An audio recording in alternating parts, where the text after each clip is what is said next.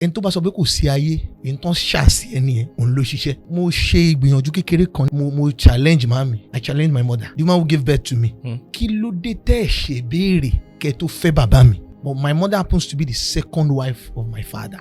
ọ̀nà tí òbí tó fi máa ń fa ogun sínú ilé ayé ọmọ naturally láì ṣe gbogbo èèyàn kan ayé ṣàṣìwọ̀n àbí nǹkan kan tó pé na parents go just because of their own selfish interest fa orí burúkú sínú ayé ọmọ. mo kàn sùn ni mo á rí i pé ẹni yẹn ń fún mi lẹ́ran jẹ lójú oorun. mi ì rí fèsì ẹni yẹn mo rí pé ẹni yẹn ń fún mi lẹ́ran jẹ lójú oorun máa jẹ́. tí bá ti wá jí mo ti máa ń gbé mi kí n tó jí màá wá jí dáàdì mi pé dáàdì mi á bomi sí mi lẹ́nu màá ṣe ẹnu mi ṣùkùṣùkù màá tú sínú bucket wọn á rí traces ẹran bẹ́ẹ̀ lóòótọ́ pé something is fish. kò sílé alájò náà láyé tí bàbá mi ò gbé mi lọ. bí láìlẹ̀ ẹ̀sìn mo fi sàárè tó máa gbé mi sí tí mo bá wọlé Ọlọ́run mo fi ń búra fún yín mo ń jẹ ẹran yẹn pàṣípàṣẹ for my dream. so mo dẹ̀ máa ń yọ at a point mi wà kí n gbé mi mọ́ màá máa yọ jáde báyìí. life I will show my parents mo fi ọba mímọ́ mo fi búra. ó wá tó stage kan mi ò wá jẹran mọ́ mo kàn tún lè sùn egun á máa lé mi.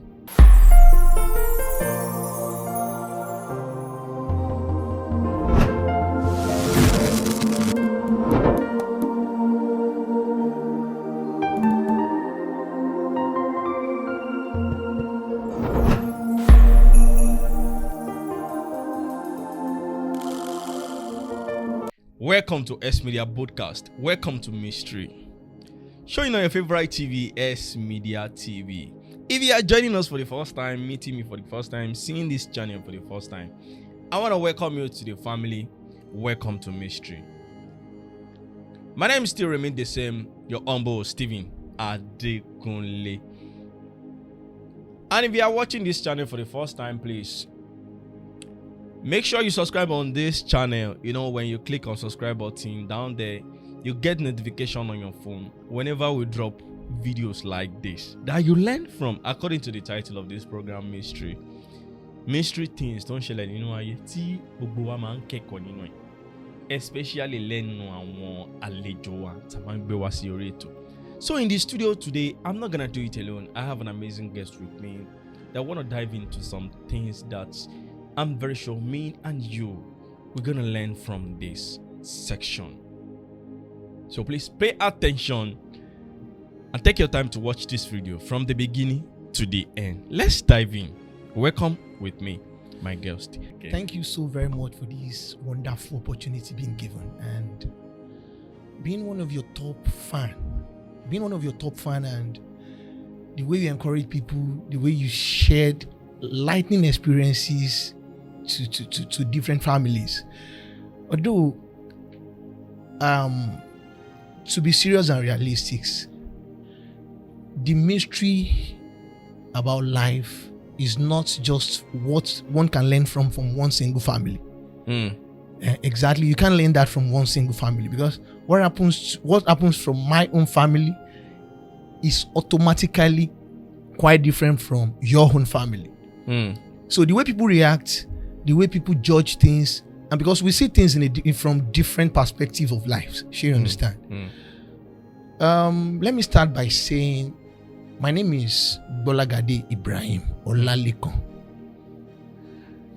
Born and brought up in Oyo State, Ibadan North local government area, Oyo State, Nigeria. Where I'm trying to come up with today, it's about the danger and the danger and the effect of polygamy. I'm only saying this in English because most people, like, if we translate to Yoruba, they were like, Shomo Yoruba ni kon lo nba sọ̀rọ̀ ni. Okay. So I want us to make it. You can actually just mix it, sure. I want us to make it a code switch. So cool. I'm from a polygamous family, like I said earlier. 3 wives and 11 children. So, 11 children. Exactly. I was born and brought up in Akobo, Iyanolokpa. Akobo Ojuni, yes. I'm an indigene now. Wow. But nǹkan tó ṣẹlẹ̀ ní pé ṣẹ́rí, the way mo ṣe ń live life mi, most àwọn tó ń wò mí, àbáwọn tí mo bá ṣe, àbáwọn tí mo bá gbé, wọ́n máa ń rí mi bí ẹni tí kò mọ nǹkan tó ń ṣe. Exactly. Wọ́n máa ń rí mi ẹni tí kò mọ nǹkan tó ń ṣe. And nǹkan tó tún wá jẹ́ ẹ̀dùn ọkàn fún mi ní pé ṣẹ́rí, ibi téèyàn bá ti ń retí ìdùnnú, ibi tí ìdùnnú bá tọ́ sí èèyàn tó yẹ pé dandan ìdùnnú ó yẹ kí n rí ìdùnnú níbí báyìí. Tí wọ́n bá wá rí ẹ̀dùn ọkàn àbí ìbànújẹ́ níbẹ̀ ó máa ń dùn yàn. And ẹni tó bá sọ pé kò sí ayé, oh my goodness, ẹni tó ń ṣàṣì ẹni yẹn òun ló ṣiṣẹ́. ẹ bá mi tún repeat. ẹni tó bá sọ pé kò sí ayé, ẹni tó ń ṣàṣì ẹni yẹn òun ló ṣiṣẹ́. ẹni tó ń ṣàṣì ẹni yẹn. Exactly, like let me just say, tó bá sọ pé téèyàn kan bá ń sọ pé kò sáyé jàre, kò sí nǹkan tó ń jáyé na big lie na scam jọ pé kìnnìkan. Èdè tán fi dì í pé kó má níran àbí kó má ní etí àti fi gbọ́ràn òun ló ń hàfẹ́ tẹ̀ni náà. Tàbí kó jẹ́ pé ayé ò tí ì ṣẹlẹ̀ sí. Ayé ti mú but wọn ti. I will explain to you more better. Kó tó ṣẹlẹ̀ ní pé I'm not sorry for saying this torí nǹkan tó jẹ́ ẹ̀dùn ọkàn fún mi gan seriously ni. And I'm not supposed to be where I am today. But alhamdulillah, I thank God for life. Mo ṣe ìgbìyànjú kékeré kan nígbà tí mo bàlágà tí mo dàgbà díẹ̀. Ìgbìyànjú yẹn ni pé mo challenge mami. I challenge my mother, the woman who gave birth to me. I challenge her pé kí ló dé tẹ́ ẹ ṣe béèrè kẹ́ tó fẹ́ bàbá mi. As in, why don't you consult? You go for consultation before you get married to my father. Why do you just married like that? Because nǹkan tó ń ṣẹlẹ̀ nísìn bàbá, nǹkan tó ń ṣẹlẹ̀ nísìn kì í ṣe ní ló ti bẹ̀rẹ̀, àtayébáyé ló ti bẹ̀rẹ̀. What actually makes you to ask that question from your God mother? bless you. Subhanallah yazim. Well, thank God for life. Èmi ni firstborn mami. But my mother happens to be the second wife of my father. And I'm number 6. Which is now àbúrò. And I'm number 6. Last born, first wife, is late now, Abdulhafiz. Ẹni tí mo nífẹ̀ẹ́ jù láyé, òun lẹ́ni tó kú yẹn. Ìjọ tó dẹ̀ ti kú, ni problem ti wà ní 70% more increase in my life. We are not from the same womb, but we share the same blood, we are from the same father. So I'll tell you the reason tó ṣe jẹ́ bẹ́ẹ̀. Ó ní pé ọ̀nà tí òbí tó fi máa ń fa ogun sínú ilé ayé ọmọ naturally láyìn ṣe gbogbo èèyàn kan ayé ṣàṣìwọ̀n àbí nǹkan kan tó pé na parents go just because of their own selfish interest fa orí burúkú sínú ayé ọmọ. Because of their own selfish interest. Exactly. I'm not sorry for saying this. And see, oh my God, I asked my mother, like I said, pé kí ló dé tẹ́ ṣe béèrè kẹ́ tó fẹ́ bàbá mi? Because ẹ mọ̀ pé wọ́n lóbìnrin ló yẹ kó jẹ́ abiyamọ, pé obìnrin ló máa ń káràmásìkí ọ̀rọ̀ ọmọ ló máa ń. Yes. But màmí gun òrojú ráyè ayé ara títí ẹ̀ níbi tó gun yẹn pọ̀ dé o, ìyá tó bí mi kò fi ṣèkà. Ọ̀tọ̀ ní kéèyàn máa gbádùn kó máa wọ good kó máa lọ pàtí kó neglect ọmọ, ó yàtọ̀. You don't get it. Ó yàtọ̀. Ọ̀tọ̀ ní kí ìyá kó wà kó neglect ọmọ kó jẹ́ pé ó kàn jáyé ó ń lọ pàtí ó ń gbádùn ó ń kọ́ rẹ̀ kò kára ọmọ kún. Ọ̀tọ̀ tún nìyẹn o. My mother was willing to, but nǹkan tó ń bá wọn gangan fẹ́ra ń lé ọkọ gan initially kò jẹ́ kán ráyè tọmọ kankan láyé. Okay now, ìyá mi ló yẹ kó jà fún mi. Ìyá mi gan tún wá gbẹ́rù lé lórí pé ó yá kọ́kọ́ máa bá tiẹ̀ yìí ná. Ẹjọ́ báwo lèmi ṣe fẹ́ wá escape? I don't think you get that. I'm getting your scenario. point. Reason ni wípé nígbà tí mo kéré, this is my true life story for the people seeing me for the first time. I'm shouting out to my secondary school mates, my polytechnic mates, my co-workers. I'm directing this message personally to my co-workers. I wouldn't want to mention names because they are just the part of the journey of my life. I wouldn't want to mention names because I'm tagging anybody. But I'm only saying this for people to understand my main reason. Tí mo ṣe voluntarily resign kúrò níbi road safety. They did not sack me. You resigned by yourself. Oh my goodness, Baba. They Maybe did not. Exactly. They did not sack me. Èdè ayé ò mú mi. Bẹ́ẹ̀ ṣe shock yìí náà làwọn èèyàn ṣe ń shock. Even till this minute as we speak today, my mother keep telling me, Ibrahim, ọ̀rọ̀ ayé ẹ̀ gan, Ọlọ́run bá mi ṣàánú ẹ̀, iṣẹ́ ìjọba. You see me and you are smiling and you are laughing. But èmi tí mo wà nù nǹkan ara ni mí. I cry every blessed day of my life. So I'm only dedicating this video to share my opinion and my experience about life. Ó ṣẹlẹ̀ pé bá tí mo kéré when I was very young. Ẹ̀gbọ́n mi Abdulhafiz last born first wife kò tí kú. Then he was still alive. Baba, we are 5 and 6. To bá in toilet lọ́wọ́, if he's making use of the restroom, maduro si ta to ma fi ṣe tán. We play ball together. We oh my goodness, we share almost everything. He taught me boxing when we were very young. We both attended Ramat Primary School, far back in olden days, by Ramat Nursery and Primary School. The school was behind St. Patrick's, Ibadan, ní Basọ̀run.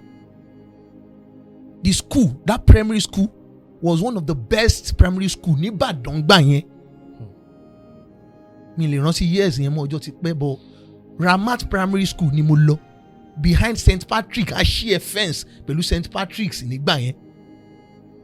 So I was one of the best students then. Mas mo wà ní primary school. So bá tí mo parí primary school mi, daddy mi tanker driver ni popsi mi. Okay. My father was a tanker driver. NNPC popsi mi ti ń ṣiṣẹ́. So apata de ni base one. Okay, but okay. He, all his net worth and asset and everything is in Ondo. Okay. Ore. Okay. Ore. Gangan Ore. Okay. So àwọn láǹfààní àti máa confirm ọlọ́mọ púpọ̀. So ṣé mi ló wá fẹ́ choose a favourite kí n máa tẹ̀lé lọ káàkiri, but we knew everything about him. Okay. Our papa guide. Okay. You know now. And dáàdì mi jẹ́ nǹkan tó yẹ pé ó máa ń jowú nǹkan dáadáa. Àwọn ọ̀rẹ́ dáàdì mi ò lè sọ pé ọmọ wọn ń sìn báyìí, wọ́n ṣe nǹkan báyìí fọmọ. My father will ask, tèmi náà bá ṣe nǹkan fọmọ mi kò bad now. So ìwọ nìkan ló rò pé olówó ni, Ọlọ́run gbàdúrà tèmi náà mọ́ tèmi gan ṣe. I don't think you get that scenario. I'm getting your point. My father was, oh my goodness, tí n bá túlé ayé wá, bàbá, my line up sínú oko man yẹn ni pé kó tún mi bí. What is now happening with you? God bless you. Gbà tí mo kéré, like I said, tí mo parí primary school. So ibẹ̀ yẹn gangan ó ní problem tí wọnú ayé mi. Ibẹ̀ yẹn ni mo ti bẹ̀rẹ̀ sí mọ̀ pé nǹkan tó ń jẹ́ ayé, but mi ò fi taratara kọ́ bí ara sí, because I was so young. Brain mi ó kéré láti lè gbé màtá yẹn. So ọ̀rọ̀ kan wá, ọ̀rọ̀ tó jọ kọ́kọ́ bí ọ̀rọ̀ yẹn ni pé first wife daddy mi àti mumsy mi wọ́n ní little misunderstanding lọ́jọ́ tá à ń sọ yìí. Wọ́n ní misunderstanding lọ́jọ́ tá à ń sọ yìí. So mo wá ń gbọ́ tí woman yẹn ń sọ fún mọ́mì mi, daddy mi dúró báyìí, mọ́mì mi dúró báyìí, èmi jókòó ní sitting room wa. Woman first wife yẹn wá ń sọ fún daddy mi àti mọ́mì mi lójú ẹ̀mí mi wípé ó dẹ̀ pọ̀ ìdá owó àbí nǹkan kan ló fàjà, but I was too young, I couldn't remember. But the woman was telling my father and my mother wípé ṣọmọ tóun ti torí ẹ sọ pé kinní kan lélẹ̀, bó ṣe máa wá ṣoríire ó máa ṣojú ẹ̀mí àti ẹ̀. Let me repeat that statement. The woman was telling my father and my mother, I was there, mo fi tí mi gbọ́, kò ń ṣe pé ìyá mi ló kọ́ mi nírọ́, kò ń ṣe pé bóyá wọ́n pè mí sẹ́yìn tán rojọ́ sí mi níkùn. I don't think you get that point. The woman was telling my father in my mother's presence pé ṣèbọn ọmọ tóun ti torí ẹ̀ ṣe gbá kan lélẹ̀, tóun ṣe gbá kan ṣe, pé bó ṣe máa wá ṣoríire ó máa ṣojú ẹ̀mí àti ẹ̀. Which is you. Myself. So ibi tí nǹkan ti wá bẹ̀rẹ̀ sí í ṣe mí tí mo sọ pé yes, this life is so mysterious. Ó ní wípé mo nígbà tá a parí primary school, bàbá billahi lezim, mo fi gbogbo ohun tí Ọlọ́run ti ṣe fún mi ní dáadáa, mo fi ń búra fún gbogbo àwọn tó ń wò mí àtẹ̀yìntẹ̀yìn jókòó pẹ̀lú mi. Mo lo ọdún 5 nílé kó tó di pé mo ráyè wọ primary school. Nígbà tí mo parí nursery, mo lo 5 years nílé kí n tó wọ primary, pé mo lọ primary 1. Ask me why. God bless you. Mo dé láti school lọ́jọ́ kan, mo wá mú blade. I guess my mother told me mo mú blade, mo wá fi ń ya uniform mọ́ra mi lọ́rùn. Jesus Christ. But ẹ̀jẹ̀ ò jáde lára mi, but I was just tearing mo wá sọ di rag, mo sọ dá kìsà mọ́ra mi lọ́rùn. Life. I was coming, my mother beat me that day now. Pé kílé tó wọ́n láwọn nà mí, pé kílé tó mo yaṣọ mọ́ra mi lọ́rùn. Ìgbà tí nǹkan tó bí tó ń jẹ́ kó máa rán mi létí àwọn ọ̀rẹ́ tó ń jẹ́ kó máa sọ̀rọ̀ yẹn fún mi was when I asked that stupid question pé why don't you consult before getting married to my father? Oh. She now said kò ń ṣẹjọ́ àwọn náà. She now tabled everything to me. ìgbà tí mo wá bàlágà tí mo wá ní sense bàbá ó ti late. Bàbá òkété don escape na dey find trap. So reason ni pé ṣe rí ìyẹn wọ́n wá pé kí ló ṣe mí thinking that pé bóyá ọmọdé ló ń ṣe mí. But mo wá padà l'admission mo wá lọ sí Babsalam Nursery Primary School. Babsalam Nursery Primary School ó wà ní Anífálájé ní Àkóbọ̀ ojú ni ẹ̀ náà ní Anífálájé ibẹ̀ ti di buildings wọ́n ti sọ bẹ̀ di lẹ́nsìn Anífálájé ní school yẹn wà.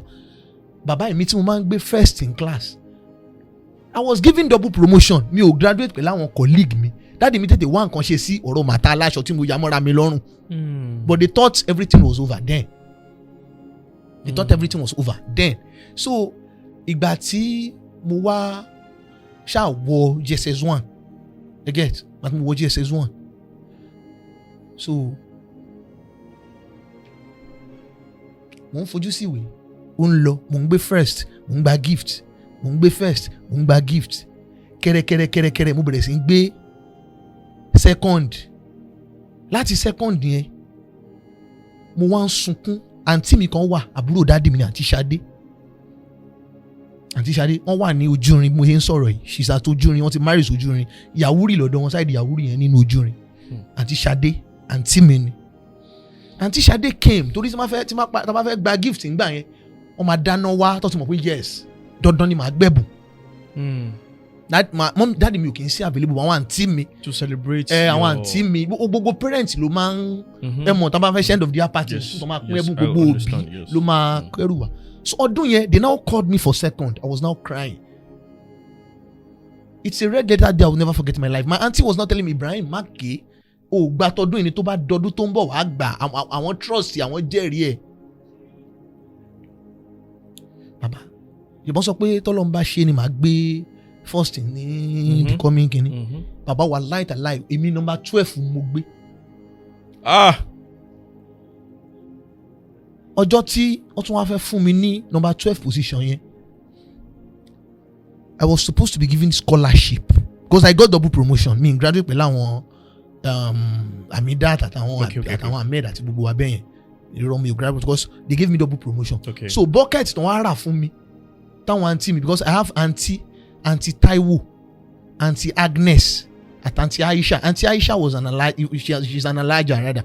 Alaja ni wọn Odogbo barracks náà ń gbé wọn sójà lọkọ títí wọn. So uncle Akeem òun lájọ ń gbé ní the same street ní àná ọlọ́pàá yẹn náà but senior teacher ní school yẹn náà. Uncle yẹn ló wá bá àwọn parents mi pé àbóyá kó máa fún mi ní extra lesson bóyá erépá mi ti ń pọ̀ jù mo ti fẹ́ máa dàgbà pé bóyá mo ti parí kí n jẹ́ kí n rúpò. Olúwa mo ṣe rúpò nìyẹn ní kíni but gift tán fún mi nígbà tí mo gba scholarship yẹn it was a bucket. 2 bucket of bucket tán fún máa ń pọn mi bucket omi méjì so they gifted me pocket yẹn pé as gift torí nǹkan tó ń trend láyé ìgbà yẹn pé bóyá wọ́n mi á máa fi fọṣọ torí ọdún yẹn ti pẹ́. So mo ṣàkókè yẹn délé mọ́ mi sọ pé kí làwọn máa fẹ́ ṣe sí dáàdi mi ò dẹ̀ kí n gbélé dáàdi máa ń lọ Kano máa ń lọ Kaduna àwọn tanker drivers yẹn it's always a busy person but wọn pe bàbá mi fún nǹkan rí kó dájọ́ sí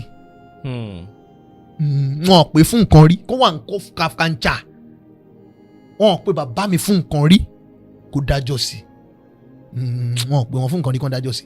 So mo wá sùn no dáàdi mi wọ́n sọ pé kọ́ máa nà mí pé màá tí mo ti repeat tí mo fail rádà pé kọ́ máa nà mí pé kájọ máa sun inú room kájọ máa sun inú room bóyá mo miss àwọn jù ni àbí mò ń ṣeré pa àbí nǹkan kan pé ọmọdé pé kinní kan. So I now said okay I was now sleeping in my father's room so that means wọ́n reduce the travelling wọn because of you wá sílé. I can't say because of me precisely because a pọ̀ gbogbo alájọ ń gbénú lé yẹn all the children with the wives. Yes. But he got married to the third wife lately before he died. But ìyàwó méjèèjì yẹn they were staying together. So ìgbà tá argument pọ̀ tí machine boom bọ̀ lórí scenario yẹn ló fa break up láàrin àwọn méjèèjì the other woman yẹn wá lọ the first time now remarried to another man. But before the woman left ó ní scenario tí mò ń sọ. So ọdún náà rèé mo kàn sùn ni mo sùn mo wá rí pé ẹni yẹn ń fún mi lẹ́ran jẹ lójú oorun. Mo sùn mi ì rí fèsì ẹni yẹn, mo rí pé ẹni yẹn ń fún mi lẹ́ran jẹ lójú oorun, màá jẹ màá pọ́nnu lá. Tí bá ti wá jí mo ti máa ń gbé mi kí n tó jí, mo ti máa ń gbé mi. So àwọn tó kàn máa ń háyàn lẹ́yìn yín bí àwọn ìrùnrún tó máa wà lórí ahọ́n, màá wá jí dáàdì mi pé dáàdì mo máa jẹran lójú oorun, wá ní kí n lánàá màá la ẹnu, dáàdì mi á bomi sí mi lẹ́nu, màá ṣe ẹnu mi ṣùkùṣùkù, màá tú sínú bucket, wọ́n á rí traces ẹran bẹ́ẹ̀ lóòótọ́ pé something is fish. So láti ìjọ́ tí dáàdì mi àti mọ́mì mi ti gbọ́rọ̀ yẹn ọkàn wọn ò balẹ̀. That was the first day I saw my mother crying not because of me. So màá jẹran yẹn látọjú oorun. So tí bá jẹran yẹn màá kàn sọ pé bẹ́ẹ̀ is a normal thing lọ́mọdé. So wà tó wá ń wá lemọ́ mi wá lè sùn mọ́. Get mi lè sùn mọ́. So màá sọ fún dáàdì mi pé dáàdì mi mọ́mì mi bẹ́ẹ̀ ni. They said àwọn kò sílé alájò náà láyé tí bàbá mi ò gbé mi lọ. No solution.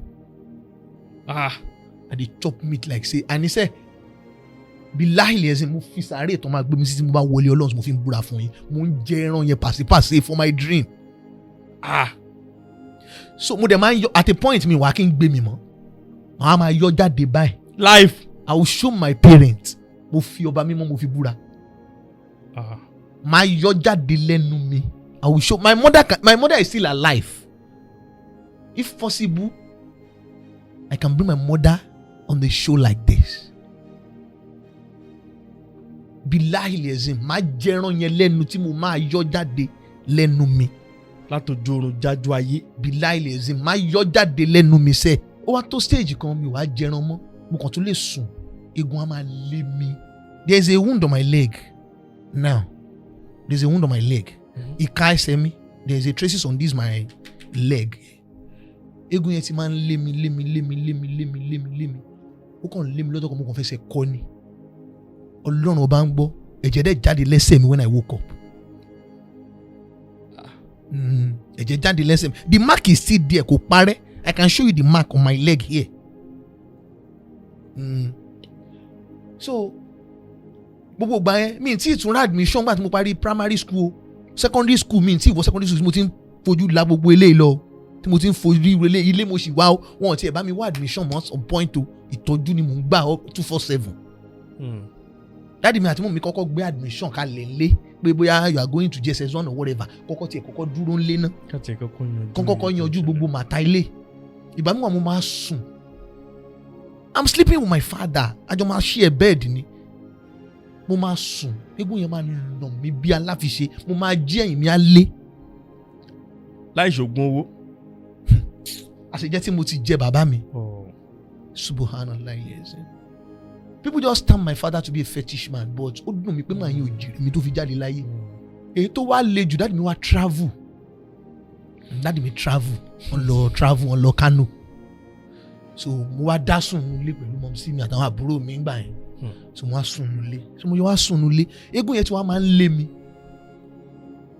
Bàbá, eégún yẹn tí wọ́n máa ń lé mi tipẹ́tipẹ́. Mo wá pé kí mi kàn tiẹ̀ sọ mọ́ encourage mi jàre pé someone just dey pursue person, mi kì í lè sùn. Someone dey pursue me. Pé okay, ilé kan lé mi. Èmi kàn tiẹ̀ máa bá fa lójú oorun yẹn jàre.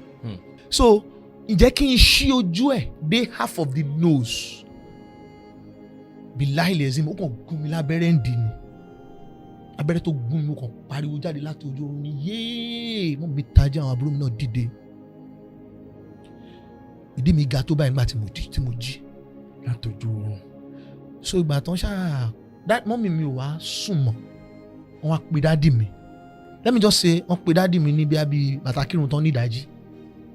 Bàbá, maybe na flight o àbí na ọ̀fẹ́ o, dáàdì mi dé Ìbàdàn lálẹ́ ọjọ́ yẹn. My God. From Kano, my father landed at our doorstep before 10 p.m. lálẹ́ ọjọ́ yẹn. So dáàdì mi mi tí wọ secondary school bàbá o. Lẹ́ ń fèsì gbogbo nǹkan báyìí. Dáàdì mi kí mi mọ́lẹ̀, ó dìgboro Ìbàdàn, àná sọ́dọ̀ máa nìyẹn. Mo jà sí jẹ́, mo jẹ gbogbo ẹ̀, mo ṣe gbá, mo ṣàwo, mo ṣe gbogbo ẹ̀. So ọmọ yẹn wá ní dáàdì mi, ó máa ná dáàdì mi lówó tó máa fẹ́ kí n lálàkálà yẹn mọ́. Daddy mi wá ẹ mọ táyà trailer tó fi máa ń gbé petrol táyà truck trailer ẹ̀ bó máa ń tóbi gan èèyàn kan ò lè dá yí. So they said mo ní ìdí iná tó máa kẹ̀ dáadáa. So táyà yẹn ló dẹ̀ lè mú irú iná yẹn wá. Baba, my father bought that tire. Daddy mi tún sanwó fún àwọn tó yí táyà yẹn lọ sínú igbó fún mi. Máa yẹn wá fún mi ní ọṣẹ, ó kàn fọwọ́ tọ́ ọṣẹ yẹn kónkóló báyìí. Máa yẹn fọwọ́ tọ́ ọṣẹ yẹn fún mi. Wọ́n wá fi síbi ẹ̀ṣọ́, wọ́n ló máa hó gan o. Pé màá wá gbé orí mi síbi iná yẹn. It's not until pé bá mo torí bọ̀ náà yẹn bọ̀ at least kí n kàn dúró síwájú iná yẹn kí n máa feel heat yẹn kó máa wọnú body mi kí n lè máa wẹ orí mi. So smoke yẹn kó máa wọ ojú mi tí máa ti ń wẹ orí mi sínú ẹ̀.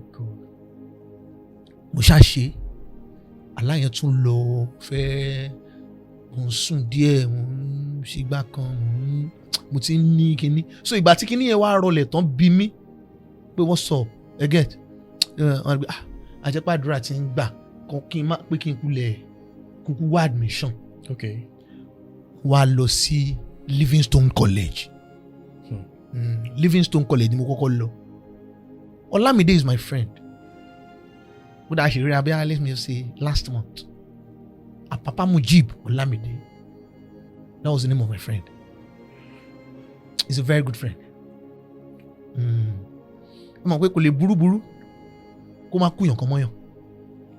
So Olamide is still alive and he's healthy. So àwọn yòókù náà tàjọ ṣe kékeré, they've traveled out, àwọn tó wà ní South, tó wà ní UK, tó wà ní gbogbo ẹ̀. And we were not from the same family, so everybody is a one network lọ. Kí ló jẹ́ ìrántí Lámìdé? Yes. Ọlámìdé lọ́lọ́run lò láti fi lè taari olùrànlọ́wọ́ sí mi ní school yẹn. There's one friend gan tó jẹ́ bí aládùúrótì tó jẹ́ pé kò sí ṣòro tí mo ní Livingstone College. Ó wà lólòpọ̀ méjì ìyànà ọlọ́pàá ń bẹ̀ yẹn. The school still is in existence till this minute. Ẹni tó nílò ní Runk New Age, ó ṣí ẹ̀ fence pẹ̀lú Runk New Age. Livingstone College ní school tí mo lọ then.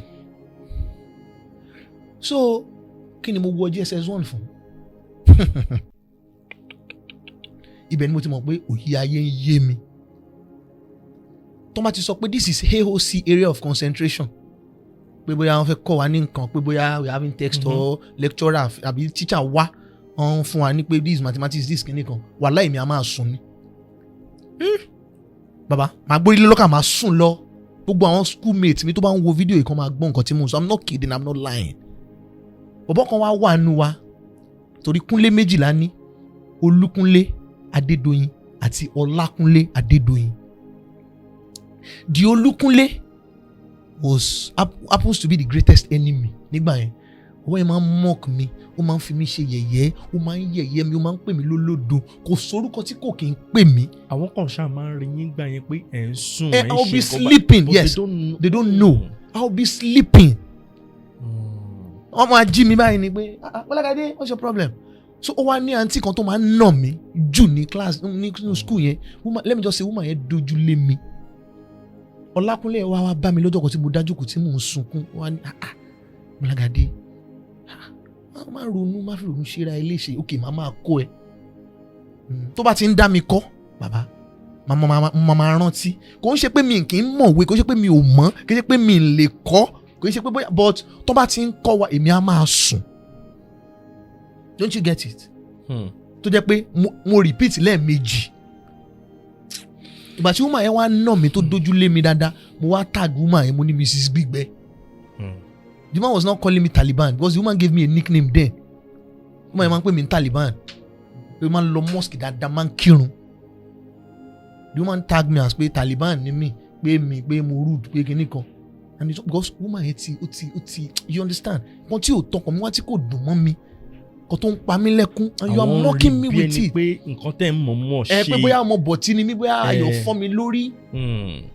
Bàbá, mo repeat, I was told to pé, let me just say, mi lẹ́yìn rustification pé wọ́n rusticate èèyàn school mi mo yìnbó tí mo tún lè fi qualify again. They told me not to even pé tí máa kàn ṣe ń wá mo máa repeat ni pé Micholy ìtìjú ló gbé mi kúrò ńbẹ̀.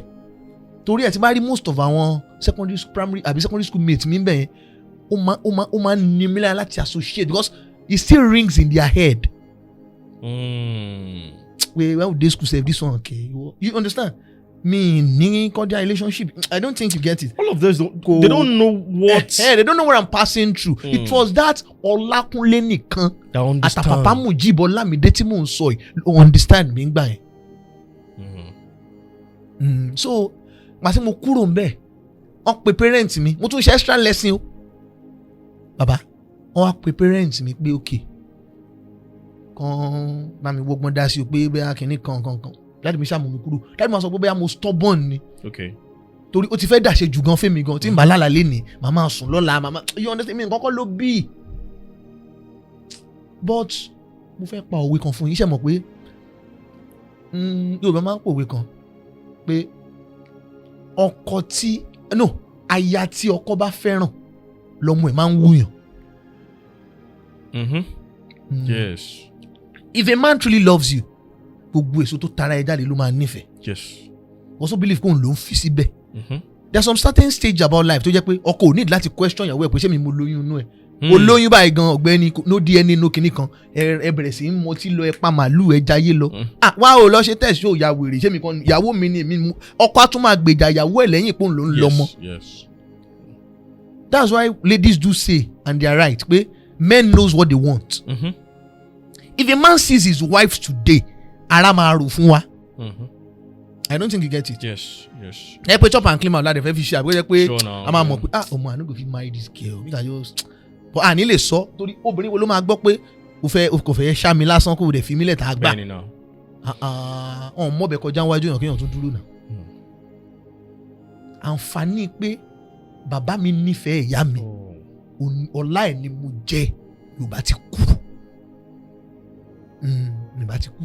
So gbà tí mo wá kúrò ńbẹ̀ gbogbo gbà tí mo tún fi ń wá admission kódà mo ṣe admission sí command secondary school command day tó wà nínú barracks Odogbo barracks yẹn command day yẹn mo ṣe exam common entrance àwọn èèyàn ṣe lesson bí i let me just say bí i 20,000 naira then dáàdi mi ń sọ 70k pé kọ́ tún máa kọ́ mi kọ́ tún máa ti ṣe ti gbogbo general class màá tún padà lọ bí i 3 days in a week màá tún padà lọ pé kọ́ tún dá èmi nìkan kọ́ níwájú teacher yẹn nínú staff room. Is it that all these times that you are going through these stuffs to this level now ẹ ṣì wà ní gbogbo yín ṣì jọ wà nínú ilé yẹn àti first wife àti second wife? No, at everybody ti break by sin. No, not now. I'm talking about the story you yes, we were together. Yes, you are still there. We were together. Even my uncle, our brother, daddy, me, we are staying together with their wives. We are staying together because my father happens to stand like the breadwinner. So everything that is going on with you, everybody knows. It's just within my father, myself, and my mom. Wow. They keep the secret between. Baba mi is a very oh my goodness. Kẹtọbẹbọ níkùn kò ní sọ. And nǹkan tó dẹ̀ ń ṣẹlẹ̀ sáwọn ọmọ yòókù náà he never told me. Wow. He played that role in a legendary manner. Wow. So kí ni wọ́n fẹ́ fàyọ fún yín ni pé mo ṣáà padà rí admission. Because not to make it long, I want to know the reason why you quit your job. That road safety job, right? Okay. But you can just make it. The thing is, kan tó jẹ́ kí n kúrò ní road safety yẹn ni pé. You can continue from where you stop, yeah. Or just make it fast. So that. The thing is, ìgbà tí mo lọ ṣe common entrance. Okay. Ní command day Odogbo yẹn. Okay. Pẹ̀lú gbogbo owó tí a ná, mo fi ṣe lesson mo ṣe gbogbo ẹ̀. Àdúrà ṣá gbà. Wọ́n lẹ orúkọ mi pé Ibrahim o, you are coming for common entrance o ní ọjọ́ Saturday. Okay. And let me just say today is Friday. So ọjọ́ Saturday yẹn ní common entrance wa, right? So ẹ̀yìnkùlé ilé wa dẹ̀ ló wà. From Yanolokwa to that school is not something less than 30 minutes. Ẹgbẹ́ tabakuro nílé àmà ìdèdè bẹ́ẹ̀. So my father now said okay kí n lọ wo board yẹn kí n kọ orúkọ mi sínú ìwé in case tá bá dé láàárọ̀ ọjọ́ kejì. Okay. Tó bá ti pe orúkọ mi sẹ́yìn mo máa mọ̀. Okay. My number was number 550 mi lè gbàgbé. Okay. 550 ni number mi. Okay. Mi lè gbàgbé. So bàtà débẹ̀ láàárọ̀ ọjọ́ Saturday bàbá. Àti débẹ̀ from 6 láti débẹ̀. Ìdájí. 8:30 bàbá dẹ̀ no call my name. Ẹni mi kàn ní pé kí ló ń ṣe mí nìkan bí àbí 12 làwọn àjókòó sílẹ̀ lẹ́tà. Uncle Victor that was my maths teacher. Okay. Uncle Victor ẹ jọ Ibrahim bẹ́ẹ̀ kí lè ẹ lọ wo orúkọ ẹ̀ ń bẹ́ẹ̀ ṣé wọ́n ti po orúkọ ẹ̀ ní bàbá. Wàláì sọ wílẹ̀ làsíláwà mo fi báírò mo fi mark orúkọ mi lára pépà yẹn ká tó kúrò ní ọjọ́ Friday ọjọ́ Saturday tí mo débẹ̀ wàláhì mi ò orúkọ mi ń bẹ̀ mọ́. Àti mathematical set tó àti calculator kan náà máa ń rà fún yàn àti kíní àti white sheet tán ní kára wa mo kó lọ létẹ̀kún tìbànújẹ́ mo lọ padà fi tọrọ ni mo tún dúró lé throughout that year mi ò tún lá admission.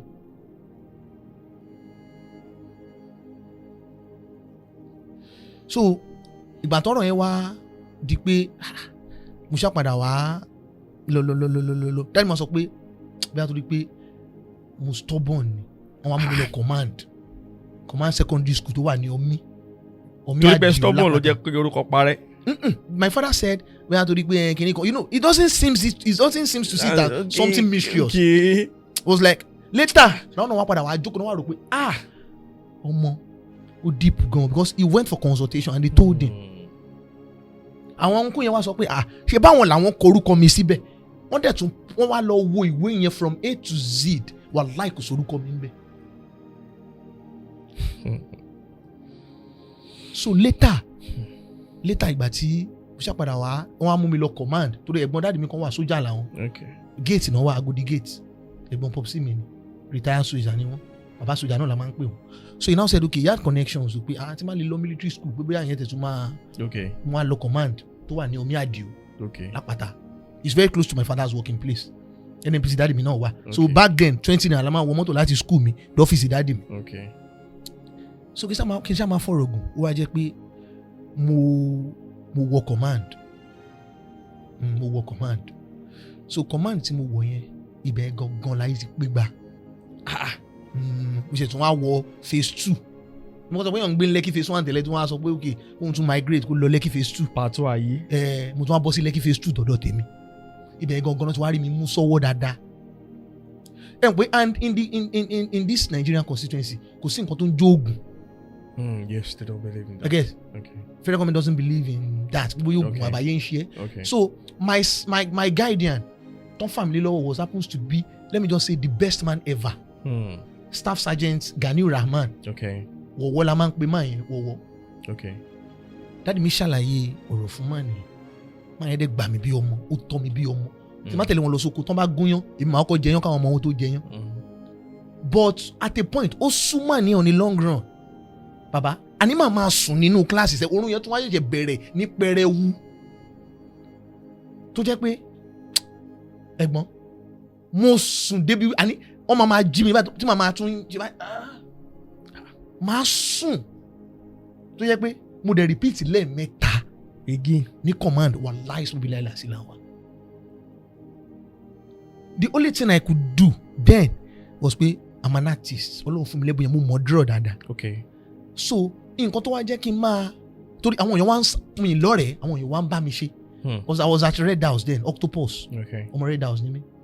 So àwọn èèyàn ń bá mi ṣe. Wọ́n lè bá mi ṣeré now. Even back then táwọn sọ pé okay ní girlfriend àní boyfriend pàǹtí ẹ̀ ń bára wa ṣe pé kíní èmi ò ń réyàn bá ṣe because mi mọ̀wé ọpọlọ mi kú bí kò pè mí jáde lórí parade kò máa nà mí kò máa ní kí n máa roll àwọn you know that kind of thing tó yẹ pé èmi gan ojú ń tì mí tó jẹ́ pé mo sọ fún dáàdì mi fẹ́ lọ school yẹn mọ́ bàtí mo tún repeat lẹ́ẹ̀mẹ́ta ń bẹ̀ mo tún kúrò ṣe àpò secondary school méjì bẹ́ẹ̀ àbí mo tún wá lọ sáàdín Adin International College tó wà ní Soka ibẹ̀ lọ́lọ́run ti wá sọ pé ó shower limelight pé mo wá ráàánú gbà orí ọ̀fẹ́ tí mo wá rí gbà nǹkan táwọn tíṣà yòókù ò lè bá mi forí rọ́ lọ́nà ṣe wàá rán angel kan sí mi which was my English teacher wọ́n ti dàlájì nsìn he was once a Christian but wọ́n ti dàlájì nsìn Ayọ̀ Ìrètí Ọ̀túnlá òun lórúkọ máa yẹn ni God sent pé mo jókòó tì yín gan báyìí pé I'm communicating with you pé ẹ tún lè láǹfààní àti máa understand pé mo lè sọ òyìnbó díẹ̀ pé mo lè sọ Yorùbá yẹn tó máa já geere ọ̀nkú yẹn lọ́lọ́run lò fún mi láti lè sọ pé mo gain memory because I lost everything I knew I couldn't spell my name again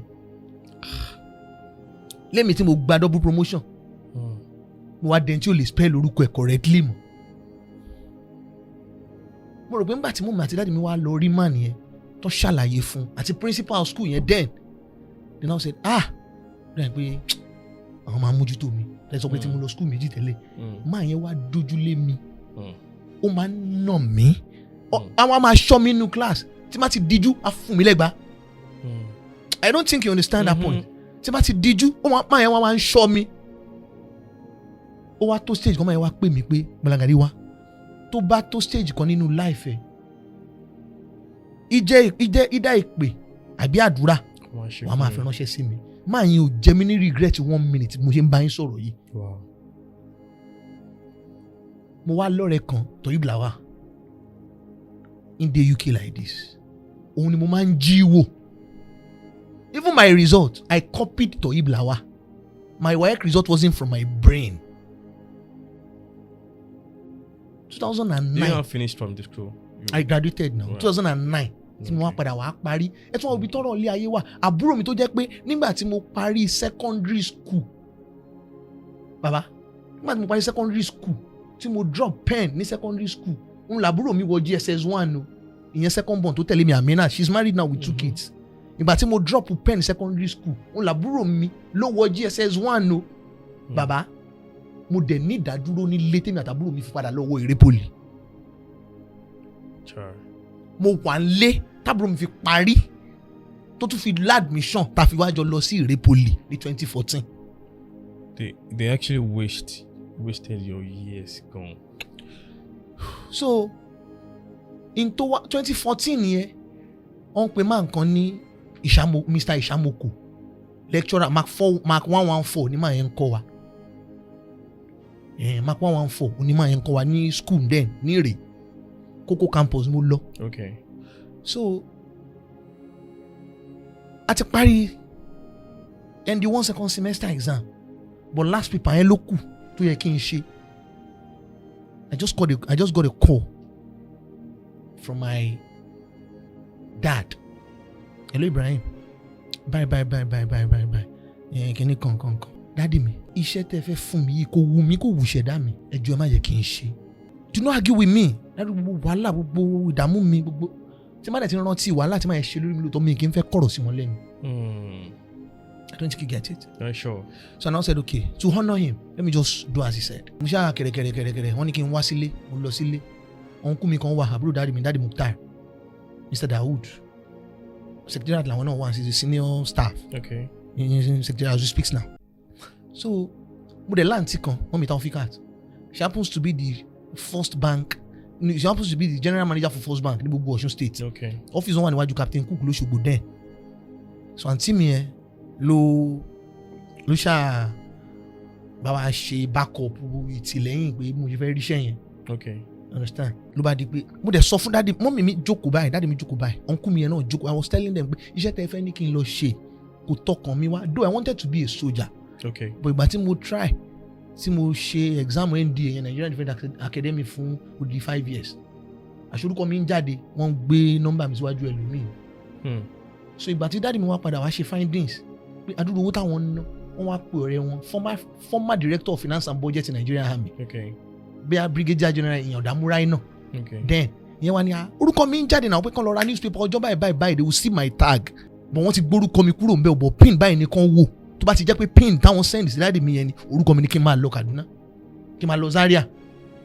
Fortunately mo ra newspaper yẹn General Gas ẹni tó ta pépà yẹn gan fún mi máa yẹn still alive máa yẹn ta pépà dè ní máa yẹn dúdú sanra báyìí General Gas òní máa yẹn wà mo ra pépà yẹn lọ́wọ́ máa nìyẹn.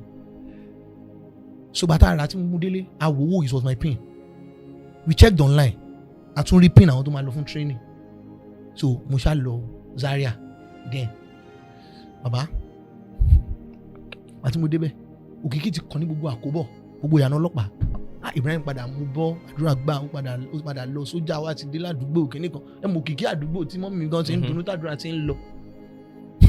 Oh my goodness ó ṣe dọjọ́ screening nìyẹn o and you know soldier doesn't cheat. They go straight to wọn rojọ́ ẹlẹ́sìn rìn kankan. They told us when you are coming come with your scratch card wọ́n máa fi wo result wa. Baba I was a month over age wọ́n dá mi padà sí Ìbàdàn. OY28 òun lórúkọ bib tí mo wọ̀. I was a month over age baba. Wọ́n rojọ́ stand up from the seat pack your things ìta ẹnu fẹ́ǹsì máa kó ẹjọ́ no kò sí yẹn. sójà no dey take ẹjọ́ ẹ bá wa fọgbọ́n ṣe so anybody tẹ́ bá rí kaki sojó lọ́rùn ẹ̀ bàbá you no get am on the Leviathan pé wọ́n kàn ṣàánú ẹ̀ irọ́ o. That is why they earn respect than any other military kini. Aṣọ yìí ò ń ṣaṣọ pé ẹ kàn ṣàánú ẹ kàn kó fún pé is not capable ẹ kàn fún. Na lie o baba. I'm telling you what I saw, what I witnessed. I smelled it. I saw it. Mo lọ. Ẹ wá padà sílé. So mo wá pe popsi mi pé baba ilẹ̀ ti rọ̀ wọ́n ti. My father was on a wheel. That mean faint lórí wheel. He had an accident that very day. Just to break news in phone. My mother couldn't sleep. Wọ́n sick ẹkún pé lárí gbogbo ọmọ yẹn ṣe yéyé bọ́ tó wọ́n tún já wọn lé wálé. So ìyẹn ni mo tún wá rò mo sọ pé let me take this. But kò tọkàn mi wá kò wù mí láti bí síbẹ̀ yẹn. But ẹ̀kọ́ tí mo fẹ́ káwọn èèyàn tún kọ́ wo àwọn parents àti gbogbo àwọn tó bá yẹ kó ṣe ń bímọ àbáwọn tó ṣe fẹ́ marry. Mo bẹ̀ wọ́n ni. I'm not forcing it on anybody. Ọmọ kí ló fẹ́ kí n kí ẹ lẹ́yìn kí n gbìyànjú gbogbo agbára mi. Ó yàtọ̀ sí ọmọ nǹkan tí mo fẹ́ kó ṣe rèé o. Ó lè wo ẹ̀yin kó má wo ọmọ tí ẹ fẹ́ kó ṣe. Exactly. It is not all parents ló máa ní ẹ̀tọ́ náà sọ pé okay ọmọ mi I want you to be a kíní kan. Tẹ́ bá gbogbo àwọn tó di bí akókè di lansing àbáwọn ọmọ tó di ẹ pé they are into cultism àbí gbogbo kíní. Ẹ bí wọn ẹ pè wọ́n jókòó ẹ bí wọn òbí ẹlòmíì ló fọwọ́ fa ìfàkúfà sínú ilé ayé ọmọ. But Ọlọ́run ò jẹ́ kí tèmi rí bẹ́ẹ̀ because I called myself back to my senses. Okay now baba lẹ́mi tó jẹ́ pé Ọlọ́run ti scale me through gbogbo àwọn ìdojúkọ tí mo dàkọ́ yẹ kí wọ́n sọ pé nǹkan tó máa bí Ọlọ́run nínú òní wọ́n á fẹ́ jókòó tí gẹ́gẹ́ bí source of income. Ẹjọ́ ṣẹ́ mi agùn ṣe mo máa pẹ́ mbẹ́ láàrin mi àti Ọlọ́run tó wò mí ṣùṣùṣùn láì léyàn tó dẹ̀ dẹ́mi mi sí tó yọ mí kúrò nínú gbogbo ewu tí mo là kọjá kí wọ́n sọ pé torí pàrọ̀ tí wàá dẹ̀ mí sìn kí wọ́n sọ pé ọ̀nà tí ò bá tọ́lọ́run mu àbí dandan ni kí n pààyàn lẹ́kún kémi tó lè rí ilé ayé gbé. Baba it is not done now. Ọlọ́run wá bínú sí mi. That was why I resigned from that road safety. I wasted 8 years pẹ̀lú federal government. So ìgbà tí mo lọ Jos fún road safety yẹn àti camp yẹn mo ti bẹ̀rẹ̀ sí smell nonsense. There was one of my senior colleague then. Efa Hakim. Ọmọ Cross River ní bọ̀bọ̀ yẹn àti bọ̀dá Táyọ̀ ní Yorùbá àwọn méjèèjì yẹn ló tún rí mi gẹ́gẹ́ bí wípé bọ̀bọ̀ yìí owó wà lára ẹ̀ bọ̀ a máa mú ẹ bí àbúrò wa get àwọn yẹn ló tún jẹ́ bí olùgbàlà mi nínú camp. I spent 6 months in camp. Inú ìbànújẹ́ ọkàn inú pain inú sorrow. Wọ́n bẹ Ọlọ́run fún nǹkan kan pé Ọlọ́run wọ́lá wípé kò wù mí ṣe wọ́lá wípé mo pa òfin òbí mi mọ́ ni Ọlọ́run tí wàá fi yọ mí kúrò nínú iṣẹ́ ìfúnra ara ẹ̀ má jẹ́ kí n rí àdánwò kankan lẹ́nu wọ́lá pé kò wù mí wọ́lá wípé wọ́n ló ní ká gbọ́rọ̀ sóbi wà lẹ́nu pé mo gbọ́rọ̀ sóbi mi lẹ́nu láti wákàtí ọ̀wọ̀ yìí ìwọ Ọlọ́run ọba bí mo ṣe ń dẹ́sẹ̀ mi wọnú káàmpù yìí gbogbo request mo bá ti ń béèrè Ọlọ́run jọ̀ọ́ má bá mi fi àṣẹ sí torí problem tí mo ní èmi mo mogun tó ń jà mí. So I wouldn't want to serve níbi èmi tí mo jọ́ mọ̀ Ìbàdàn mo wà ń Ìbàdàn ló fà á táwọn òbí mi ṣe ń rí mi tètè sáré gbé lọ síbi gbé lọ sọ́hún kọ́ wọ́n sọ pé transfer mi lọ Ògùn state àbí Ifọ̀ àbí Àkúrẹ́ ẹjọ́ ìyá ti sọnù ayé mi àti tètè bàjẹ́. I now said Ọlọ́run o even gbogbo àwọn tájọ wà ní camp yẹn ní November 1st year 2014 òun la wọ camp yẹn November 1st year 2014 òun la wọ Jos òun la wọ camp náà camp fún wa pé àbẹ̀rẹ̀ road safety. Wọ́n ń pè mí lórúkọ mi. They don't call me Ibrahim. They don't call me my nickname. My nickname is Metrovandros. They don't call me my nickname. They call me Ibadan. If I should put a call to any of my friends now, hello, Gbolagade Ibadan. Okay, Baba were Ibadan. Because they called me Ibadan. The reason is mo máa ń fi kọrin ní gbogbo ìgbà tí mo bá ti kírun àti within my friends Ọlọ́run tí bá ti ń kúrò ní káàmpù yìí tó bá máa transfer mi Ìbàdàn mo fẹ́ kàn transfer mi lọ. Torí tí mo bá ní problem I know I will have problem alukurian and I had I said Ọlọ́run tó máa fẹ́ transfer mi Ìbàdàn mo fẹ́ so torí tí bá dé Ìbàdàn tí bá tiẹ̀ ní problem má lè tètè sáré lọlé. ẹ̀dùn bẹ́ẹ̀ bí ní kankan pẹ̀lú àwọn nǹkan tẹ̀ ti là kọjá yẹn ṣé ọ̀tọ̀ ni pé òun gbàdúrà ọ̀tọ̀ ni pé àwọn ogun kan wà tó jẹ́ pé wọ́n máa ń borí àdúrà tí àdúrà bá dá wọn level kan. irọ́ bàbá ogun kan ká ní pé mo ti kú nsìn àbí mo wà paralyzed a sọ pé ogun borí mi. Okay. àdébí I'm dead àbí mo wà paralyzed àbí wọ́n wọ́ mi wá sórí wheelchair bí báyìí pé mo wá ń give testimony pé àìjọ ẹ ṣàánú ìmúrawọ́ ẹ̀bẹ̀ ẹ bá mi wówó kí n fi lè jẹun ẹ bá mi wówó. No, ogun ò borí mi. I was only being challenged. So if you are going through a problem but you are still fine, you are still alive, o ṣì dá pé ogun ò tí borí ẹ. Ogun ò borí ẹ láyé. No, ogun ò borí ẹ. No, the thing is nǹkan tó fà á táwọn ẹlòmíì tó fi máa ń wà paralyzed tí òun ṣe pé kò ń ṣe pé èèyàn wà lórí wheelchair ṣé kò sọ pé ayé ló ṣe é tẹ́sẹ̀ fi wú látojú oorun. No, ìrònú àti ìrẹ̀wẹ̀sì ọkàn máa ń weaken ẹlòmíì down. ìgbà wo mo fẹ́ borí ogun yìí. God bless you. So ọlá wípé gbogbo nǹkan tó tún wá ń ṣẹlẹ̀ yẹn bí láìlẹ̀ ẹ̀sìn mo fi ọlọ́run ọba búra kò tí ọkàn mi wá lọ́lọ́run ò ṣe fi àṣẹ sí gbogbo ète tí ọ̀tá ń gbà lórí mi. Though àdúrà òbí náà máa ń gbà o. But okay, òbí, let me just say for example, òbí ń bẹ ọlọ́run pé ọmọ mi ọlọ́run jọ ọlọ́run má jẹ́ kọ́ ọmọ mi ní kidney problem o. Kọ́mọ wá nítorí pé mọ́mí mi ń kún ka Bible dáàdì mi ń ka Quran. Ẹ jọ̀ọ́ ẹ fún mi ní sìgá Benson páàkì mẹ́fà jàre kókó máa fà lójoojúmọ́. Baba, the pikin go get kidney problem. Ajé. Okay, because they dey pray for you now. You wan say I no go get my papa dey pray. Abeg where I fa kolomi I ma fa kini mi. Because they say they pray for you. You go dey go smoke say Bible ma wọnú kidney ẹ bá clean yẹn. Are you kidding? But àdúrà yẹn ló máa fa heart títí ẹ lọ sọ́dọ̀ Ọlọ́run. Àdúrà yẹn ló máa fa heart ẹ lọ sọ́dọ̀ Ọlọ́run. Nǹkan tó dẹ̀ ń sọ lóòótọ́ ọ̀rẹ́ mi kíni yìí tábà wò lóòótọ́ tára mi ní wọ́n bá mi sọ ìmísí yẹn á wá sínú ọkàn ẹ. Exactly. So mo ti wá pinnu wípé I won't do that job, I won't do that work for a long time. But mo tọ́ra mi jẹ ni. Dáàdì mi kò fẹ́ kí n kúrò. Dáàdì mi disown mi, ó gbà mí padà ni. Torí pé mo kúrò níbi iṣẹ́ yẹn. And the thing is, till this minute I repeat myself. Àwọn Yorùbá ayé ló ṣe mí, àwọn Yorùbá èdè ló dì mí. Because but actually when you dropped me a message that you resigned, I was like...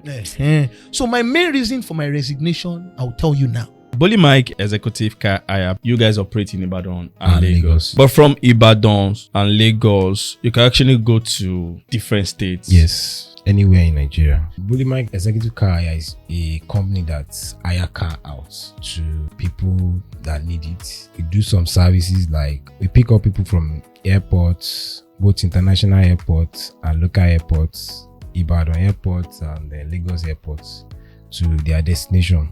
We do conferences. We hire car for conferences, wedding, any occasion that you. So once you are just going anywhere that you need a car, just give us a call. You need a private car to take you there safely. Yes. Well, even if you want securities. Yes. You do escort. Yes, we can give you security too.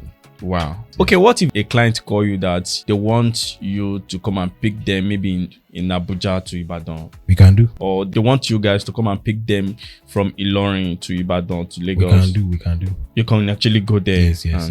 A client, when they book you, that they don't have any problem booking you. Our company is registered on CAC. How do you operate? Will they book you ahead or? Yes, they will book us ahead. They make payments? Not all payment. They can just make deposit and then we give them their service, and then after we finish the service, they can balance up. Pay us off, yes. Okay. It depends on the deal they want. We do 7 days, 14 days, 21 days, any days they want. Just give us a call. Our number is there. So what's the name on social media? It's still Bully Mike Executive Car Hire. Still the same name, Bully Mike Executive Car Hire. Yes. So, and your company is registered, so you assure people to put their mind at rest. No problem about that. So for a lot of people to reach out to you, our number is 070-6629-4580. The second one 080-7862-7598. And your email bullymikecarhire@gmail.com. Okay, so you pick up from anywhere in Nigeria, anywhere to their destination. Ibadan Airport, Lagos Airport, táwọn tó bá fẹ́ ṣe ìgbéyàwó wọ́n lè pè yín. Yes. ẹ dẹ̀ máa gbé wọn láti ibi tán ti láti hotel dé anywhere tó máa fẹ́ yes, tó máa fẹ́ kẹ́ lò bóyá 3 days pẹ̀lú àwọn gan. Yes. tó máa fẹ́ lọ sọ́ni mú nǹkan. Yes, they should just give us a call. A máa gbé wọn. Wow, téèyàn bá ń bọ̀ láti abroad tó ní pé ibo ni màá dé sí o kókò pé Gbolagade Mike executive car. We do pick people from UK, US, Canada. Tó máa ti fún wa ní land time wọn. Àti venue àti airport ẹ máa lọ pick wọn then destination tó bá ń lọ. People coming from Abuja to Ibadan airport, I dey pick one from Ibadan airport. People come from outside the country, they want to land in Lagos, I dey pick one from Lagos airport. Wow, wọ́n tó bá dẹ̀ fẹ́ jáde tó fẹ́ travel tó fẹ́ gbé mọ́tò ẹ̀ dání tó fẹ́ káwọn kankan gbé lọ kán drop ẹ̀. So thank you so much. I think you know much about Gbolagade Mike executive car now. Yes, sir. So they are on social media and you can reach out to them on social media. Gbolagade Mike executive car. Please do well and don't go to patronize them. And I'm very sure you won't regret. Thank you. People were saying Tinubu is a bad president. It's a very big lie. Belialism. Are you sure of what you are saying? People they talk say Tinubu is a very bad president. Me kúkú rí máa yẹn rí, kò rí mi rí mi ò rí rí. Okay. Mi ò jẹ́nu owó ẹ̀rí. Ìgbà tí mo serve lọ́nà federal government gan, he wasn't the president. I'm not siding him, but ká wo láti side wa individually. Báwo ló ní kálukú ṣe manage family? Ìwọ tó jẹ́ head of your family. Báwo ló ṣe manage family without conflict? Ṣé o succeed? Ká tó wá sọ odidi ẹni tó ń control odidi gbogbo Naija. Mo ní mi ní dárúkọ tẹ́lẹ̀. Baba, I go mention names. Ẹ má mention. No, I'm not saying I'm tagging them for bad things. Okay. No. Although mi ò ní nǹkan kan o bọ̀ bàbá. Àwọn tí mo fẹ́ dárúkọ wọn gan, they know. I'm saying it wholeheartedly with my full chest. Ṣe bá àjọ ṣiṣẹ́ yẹn ni bàbá? Àjọ ṣiṣẹ́ ni. Kí ló ṣẹlẹ̀ ń bẹ̀? Mo mọ nǹkan tí mo ń sọ àjọ ṣiṣẹ́ ni, so they cannot come for me. Ìgbà tí mo bẹ lọ́run ní camp like I said, pé kọ́ lọ́run jọ kó wọlá ńlá ẹ̀ kó gbé mi wá sí Ìbàdàn torí tí bá ní problem which I later had like I said, pé kí n lè sáré lọ sọ́dọ̀ òbí mi. Okay. You get? Yeah. Ọjọ́ táwọn wí bá dé la fẹ́ graduate. Wọ́n wá ṣe transfer list wa gẹ́gẹ́ bí Champions League box. Wọ́n kọ orúkọ ẹ̀. Wọ́n wá já sínú ìwé kékeré wọ́n kó sínú ballot box. Okay. Wọ́n á fọwọ́ rọ̀ fẹ́ pé pick your choice. Okay. Kí ni ẹ tó gòkè mo bí ọlọ́mú ní Ọlọ́run ṣàánú mi wọ́n lá pẹ́ṣẹ́ yóò wù mí sẹ́. Ìbàdàn ni mo fẹ́ kan gbé mi lọ torí tí mo bá ní problem kí n lè lọ máa sáré bá àwọn òbí mi. Bàbá ìgbà tí mo máa mú pépà mi Ìbàdàn mo mú. Wow. Akínyẹlé local government mo ní yá. I resigned 5 years ago mo ṣe rántí pin. 5 years ago lẹ ti resign. Of course yes. Iṣẹ́ olè wá ń ṣe láti gbà yẹn. We are coming to that. Ìgbà tí mo dé mọ́ níyà. Ibi tọ́rọ̀ presidency ti jẹyọ nìyẹn bàbá o. Ìgbà tí mo dé mọ́ níyà. The woman that happens to be our unit commander then, woman yẹn, bóyá bínú Ọlọ́run ló tọ́ sí àbí dàkejì Ọlọ́run á máa jẹ́ kó máa bá ń bi tó bá wà lọ́wọ́lọ́wọ́ báyìí. Because tó ń sọ pé téèyàn bá ṣe dáadáa ẹ̀wọ̀n tó ń sọ pé èèyàn burú wọn sọ pé ẹni bí ni ẹ́ abẹ́mọ̀ ẹ̀wọ̀n máa ń sọ fún èèyàn pé ìkà ni ẹ́ náà abẹ́mọ̀ kí ló yẹ tẹ̀ wá ní sọ fẹ́ni tó bá ṣe dáadáa pé èèyàn dáadáa nìwọ náà àbí.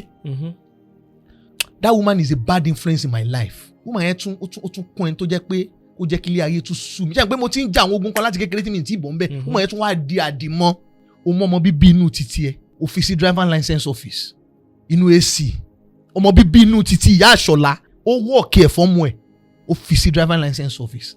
Àwa ọmọ ọlọ́mọ wàá máa ní ká lọ máa lọ patrol ká lọ máa gba owó lọ́wọ́ àwọn ẹni ẹlẹ́ni owó táwọn ẹni ẹlẹ́ni ti làágùn pa látàárọ̀ ká lọ máa gba rójà wá ká máa wá share ẹ̀ pẹ̀lú wọ. I'm saying this publicly. Tó máa ń ṣẹlẹ̀ ni. So na me go collect the bribe come with our team members. Okay, ṣé president tó wà lórí oyè ńgbà yẹn ló ní ká lọ máa gba rójà wá and you be saying president yóò dá Nàìjíríà yóò dá. Are they not paying us salary? Ẹ sọ̀rọ̀. Are they not paying us salary? Though salary wa kéré àwọn ọ̀gá yẹn náà wọ́n ń gé owó wa l'Abuja o normally but ṣáwọn tó ń gé owó wa l'Abuja wa sọ pé go to the road and go and collect money. Bàbá tẹ̀yìn ò bá sunkún èmi ò lè dunnú. Alukurian Kerim at some point gbogbo nǹkan tí mo sọ yìí I have my proofs. Àwọn tí mo máa ń fi owó yẹn ṣètọrẹ àánú fún mo ní wọn till date gbogbo owó rojà tí mo pa kó tó di pé mi gan choose láti ná díẹ̀ fúnra mi. A máa lọ patrol and mo ṣì young ngbà yẹn mọ̀ pé egun mi ṣì ṣe díẹ̀ so a máa lọ patrol Dominion onígàrí lọ́nà Gurumaraji 6 a.m. to 6 p.m. nírọ̀lẹ́ a máa gbàrójà bí olórí burúkú.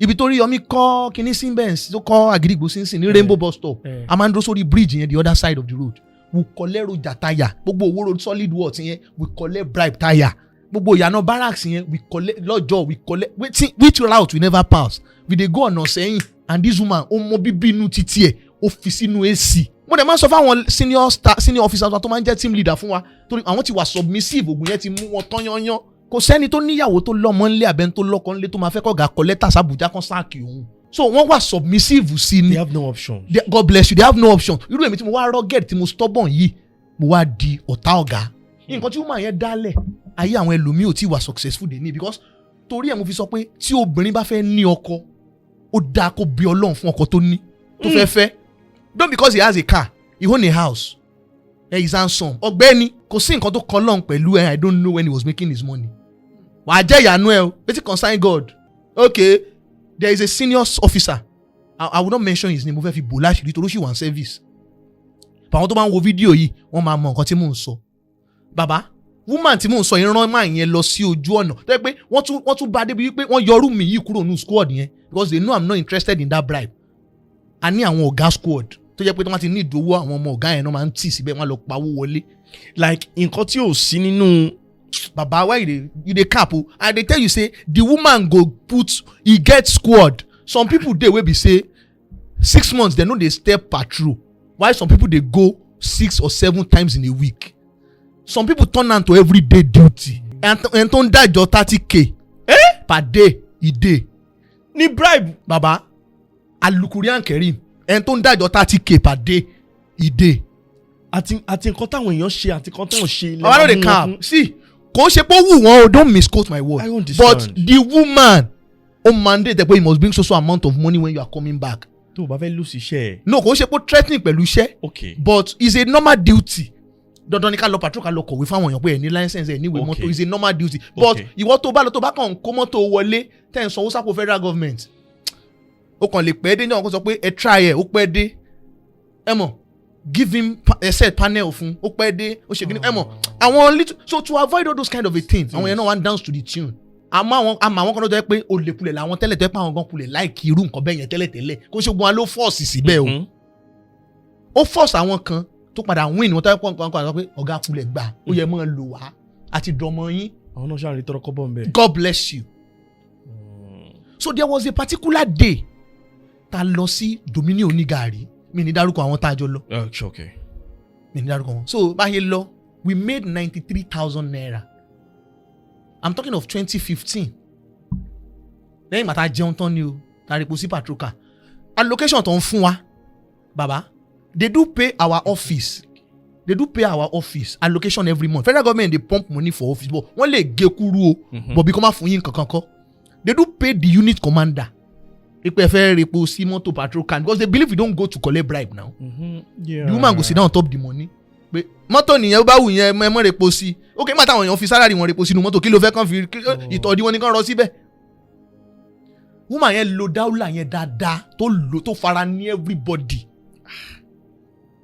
and I was telling my parents gbogbo àwọn tó wà níwájú road safety office yẹn dè ní tẹ́ bá lọ sí Mọ́níyà Lákínyẹlé RS 11.39 Mọ́níyà unit command ẹ sọ pé ẹ̀ ń béèrè Gbolagade pé ẹ gbọ́ pé mo ṣiṣẹ́ ń bẹ̀ yẹn rí gbogbo àwọn staff yẹn lè ti kúrò but most of them are still present there now but tó ti transfer ti padà gbé wọn wá but àwọn tó ń ta tẹ tó ń jẹ tó ń ta gbogbo ẹ̀ gbogbo ọ̀nà dá mi mọ̀ they know what I went through hell and I kept on telling my parents iṣẹ́ ti sú mi ẹ jẹ́ n kúrò they said ẹ máa forí tì í ṣèbí bribe ni ẹ máa ṣàdúrà sí àdúrà ò ràn bàbá yìí wáyé okay now èèyàn kan ti mú ọ̀tá pìàpìà lójú mi rí lẹ́nu ọ̀nà ọ́fíìsì wa torí pọ́n kọ̀wé fún màá nìyẹn máa yin òróró kìíní yẹn san mọ́tò yẹn demorage dẹ̀ gun 200 naira every day ó dẹ̀ gun bí 6 or 7 months mọ́ mọ́tò yẹn máa yin òwà rówó san ẹni tó gba mọ́tò bọ́ọ̀sì àgbà wa àwọn mọ́tò mọ̀lété nǹkan yẹn òjé àwọn bọ́ọ̀sì wọn yẹn kò ń ṣe mikra wọ́n dẹ̀ padà ta mọ́tò yẹn mọ́lẹ̀ nu ọgbà máa yẹn dẹ̀ mú ọ̀tá pìàpà ọ̀gá tó mú wa lọ tó búùkù mọ́tò yẹn ọ̀gá yẹn sọ pé tí máa yẹn bá máa kú ni kó kú àwọn ti kọ̀wé fún ná ìgbà tó lọ́ọ̀ máa padà sọ wípé as e dey go bàbá bí láìlẹ̀ ẹ̀sìn ìyàwó máa yẹn ló kú ẹjọ́ sí ìyàwó ló ó ti bẹ̀rẹ̀ iṣẹ́ kó tó fẹ́ ìyàwó no encourage the husband o but ìgbà tó lọ́ọ̀ máa padà sunday ara ìyàwó lọ́lọ́run fi mú tó dáa pé ìyàwó yẹn ló nífẹ̀ẹ́ jù kò tí ì remarried any because àwọn obìnrin ń sá fún I saw him at Ondo State last year I was so sorry I said ẹ wo bí tẹ balẹ̀ ayé ara yín he was now regretting when I said Gbolagade o dẹ̀ máa ń sọ ń gbà yẹn o ẹni tó jẹ́ best team leader nígbà yẹn ní era tí mò ń sọ yìí 250 pages booking sheet wa tó máa ń já fún yàn ó máa lò tán lè dé tá a bínú kọ̀wé fún gbogbo yàn lọ́tọ́ máa sá ọ̀gá tó máa sá tó yẹ máa wú at 53 now ìyàwó wọn kọ́ wọn lẹ́ pẹ̀lú ọmọ 4. lọ́wọ́n bá bàbá àtúbọ̀ tán wò kí n da I know what I'm talking about. ẹni táyé ẹ̀ bá wá bàjẹ́ lọ́jọ́ alẹ́ ìyẹn gangan ló ká wá má bọ́ dárò sí wọn jù. 100. no ẹ ṣèwádìí nǹkan tó fà tó á. fà á tí nǹkan fi dàrú fún lọ́jọ́ alẹ́. Exactly. I know they pity them o ṣu. Pity who?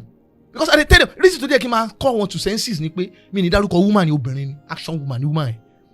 Woman yẹn ó wá jẹ́ nǹkan tó yẹ pé ó máa ń draw attention pé Gbolagade ọmọ yìí ti máa ń sọ kínní jù ọmọ yìí ti máa ń sọ ó yá wá kí ló ṣẹlẹ̀ mo wá sọ mo ní ọ̀gá there was a day tí mò ń kọjá nínú ọ́fíìsì woman yẹn ìyẹn ìyẹn ọ̀gá wa yẹn ìyá àṣọlá yẹn torí mi kì í wọnú ọ́fíìsì ẹ̀ tó bá rí mi nínú ọ́fíìsì ẹ̀ bàbá she go talk say ó yẹ kójú ọ̀rọ̀ ẹ̀ lé ní Gbolagade yóò jókòó sínú ọ́fíìsì àwọn ata àtọ́jú ni wá ààrẹ ọlọ́run bá ń gbọ́ ààrẹ me I no dey agree baba then set panel for me I go win because I know my right wọ́n mọ̀ pé nǹkan tí mo fẹ́ sọ yẹn ó yá láàrin mi àti yín òran wa ká lọ gba rójà wa èmi wá dé títí mo lé mi ò gbowó ẹ wá bínú dá mi padà àpé kan set panel fún mi pé mo rude ok kí n wá sọ sínú statement pé ọ̀gá o báyìí o a ní kí n lọ gbowó wá ní ẹjọ́ ṣé òun kan máa send ẹ̀ sàbújá wọ́n ń pa náà mọ́lẹ̀ ni ọ̀rọ̀ mi ò dábùjá gbogbo àbújá ò mọ̀ pé mo stubborn inú ọ́fíìsì wa nìkan náà mọ̀ pé mo ti stubborn ibẹ̀ náà ti ń finná mọ́ mi.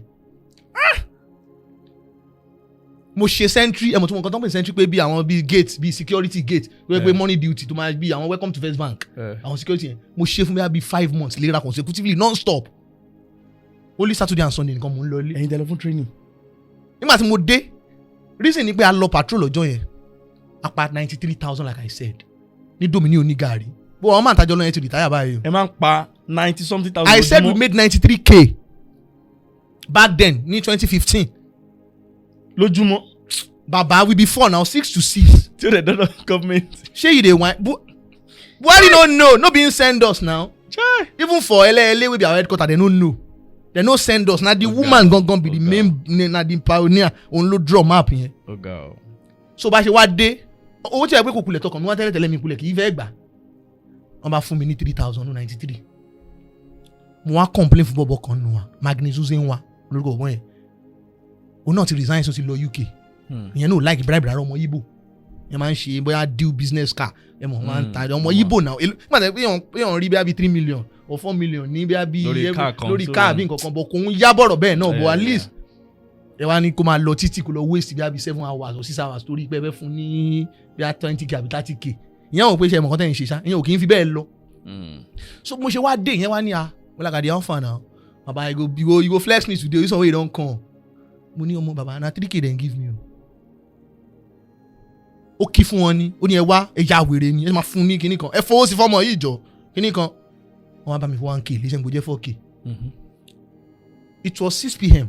la close àdètò dọ́fíìsì padà láti ọ̀nà ọbẹ̀ yẹn kó máa lọ fún abi to 7 la dé sọ́fíìsì kò sẹ́ni bọ̀ ètò lásẹ̀sì àti bọ́ọ̀gà sọ̀rọ̀ mọ́ ọ̀gá ti lọlé bí ilẹ̀ ṣe mọ́ lára ọjọ́ kejì ọ̀gá send fún mi ni pé go and call Gbolagade mo dẹ̀ wọnú ọ́fíìsì woman yẹn ẹ bèrè pé bèrè wo ni woman yẹn bí mi tí mo bá parọ́ mọ́ gbogbo dáadáa tọ́lọ́ ṣe fún mi kó gbà lọ́wọ́ mi tí mo bá parọ́ mọ́ ya aṣọ̀la pẹ̀lú nǹkan tí mo ń sọ yìí the woman said Gbolagade àbí kí ló porúkọ ẹ̀ níjọ́ wo ló bẹ̀rẹ̀ iṣẹ́ tó ti mú ẹ pín do you understand that proverb?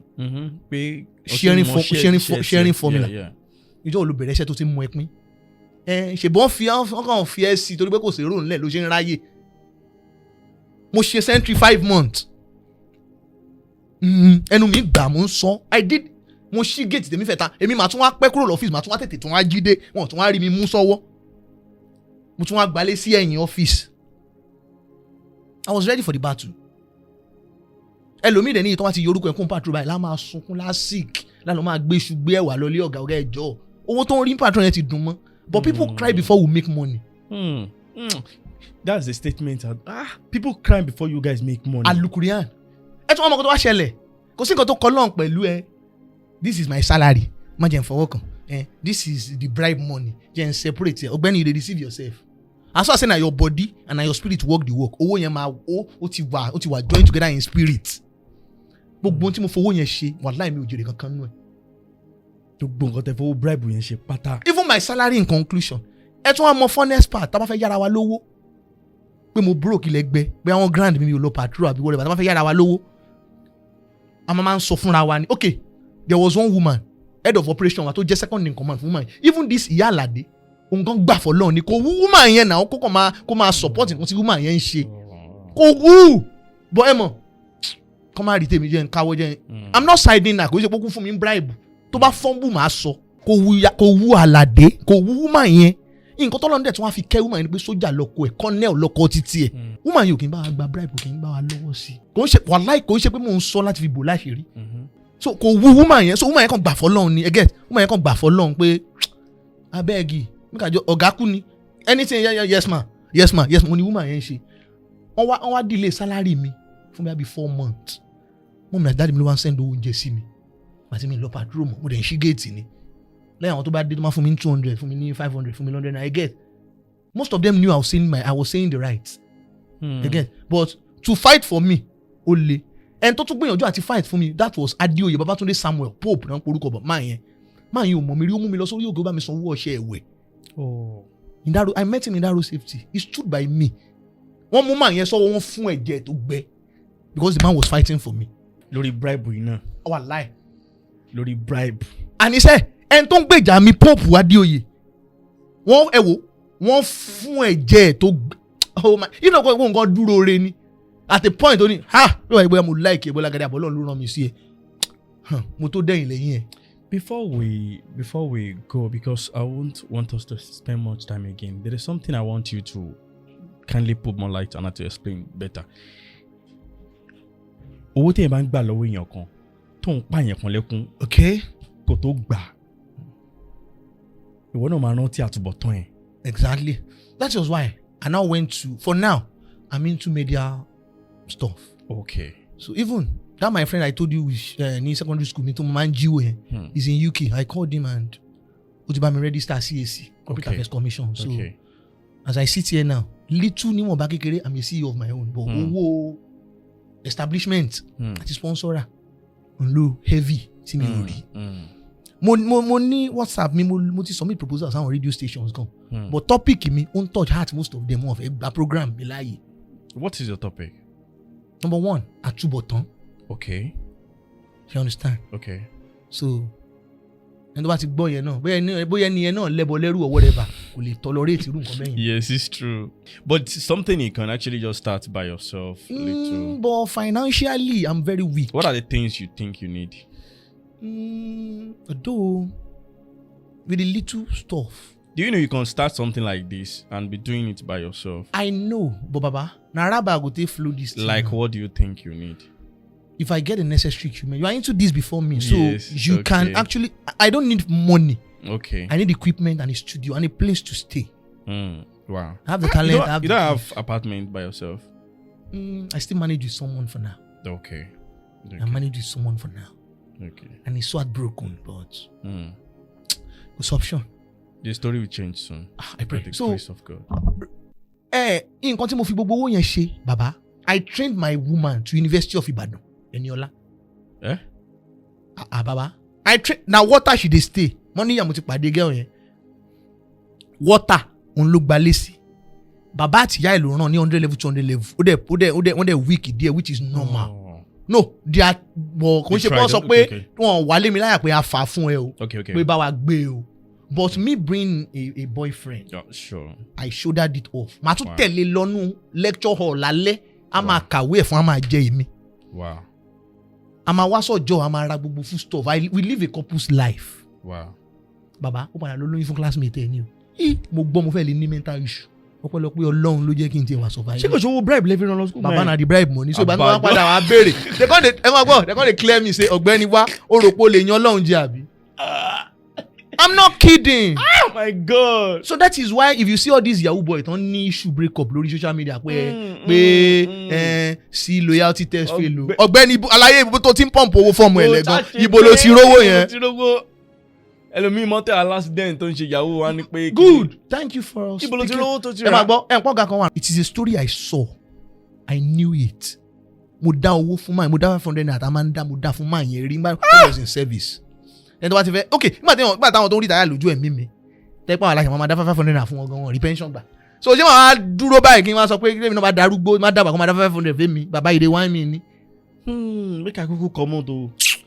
máa yẹn bribe o loan o salary o ó gba gbogbo ẹ̀ ó ràn ọmọ lọ yankee to God who made me ọmọ yẹn ṣoríire ọlọ́run gbọ̀n ọlọ́run á dẹ́ ẹni ọmọ yẹn ṣoríire ó máa rí o bímọ sọ́hún ó ń kóyàwó àtọmọ bàbá straight bullet ló pa. àtúbọ̀tán ní tòótọ́.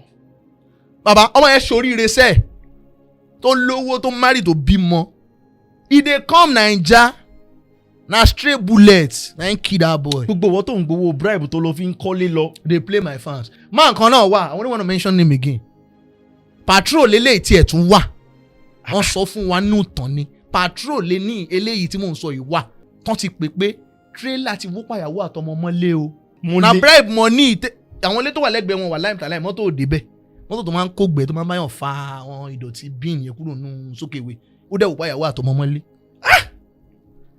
I get niggas wey be say we gonna start this work together ọjọ́ tó fowó bribe àti salary ra mọ́tò ó lọ village wọn ó dé ó gbẹ́kú ni. ó gbẹ́kú.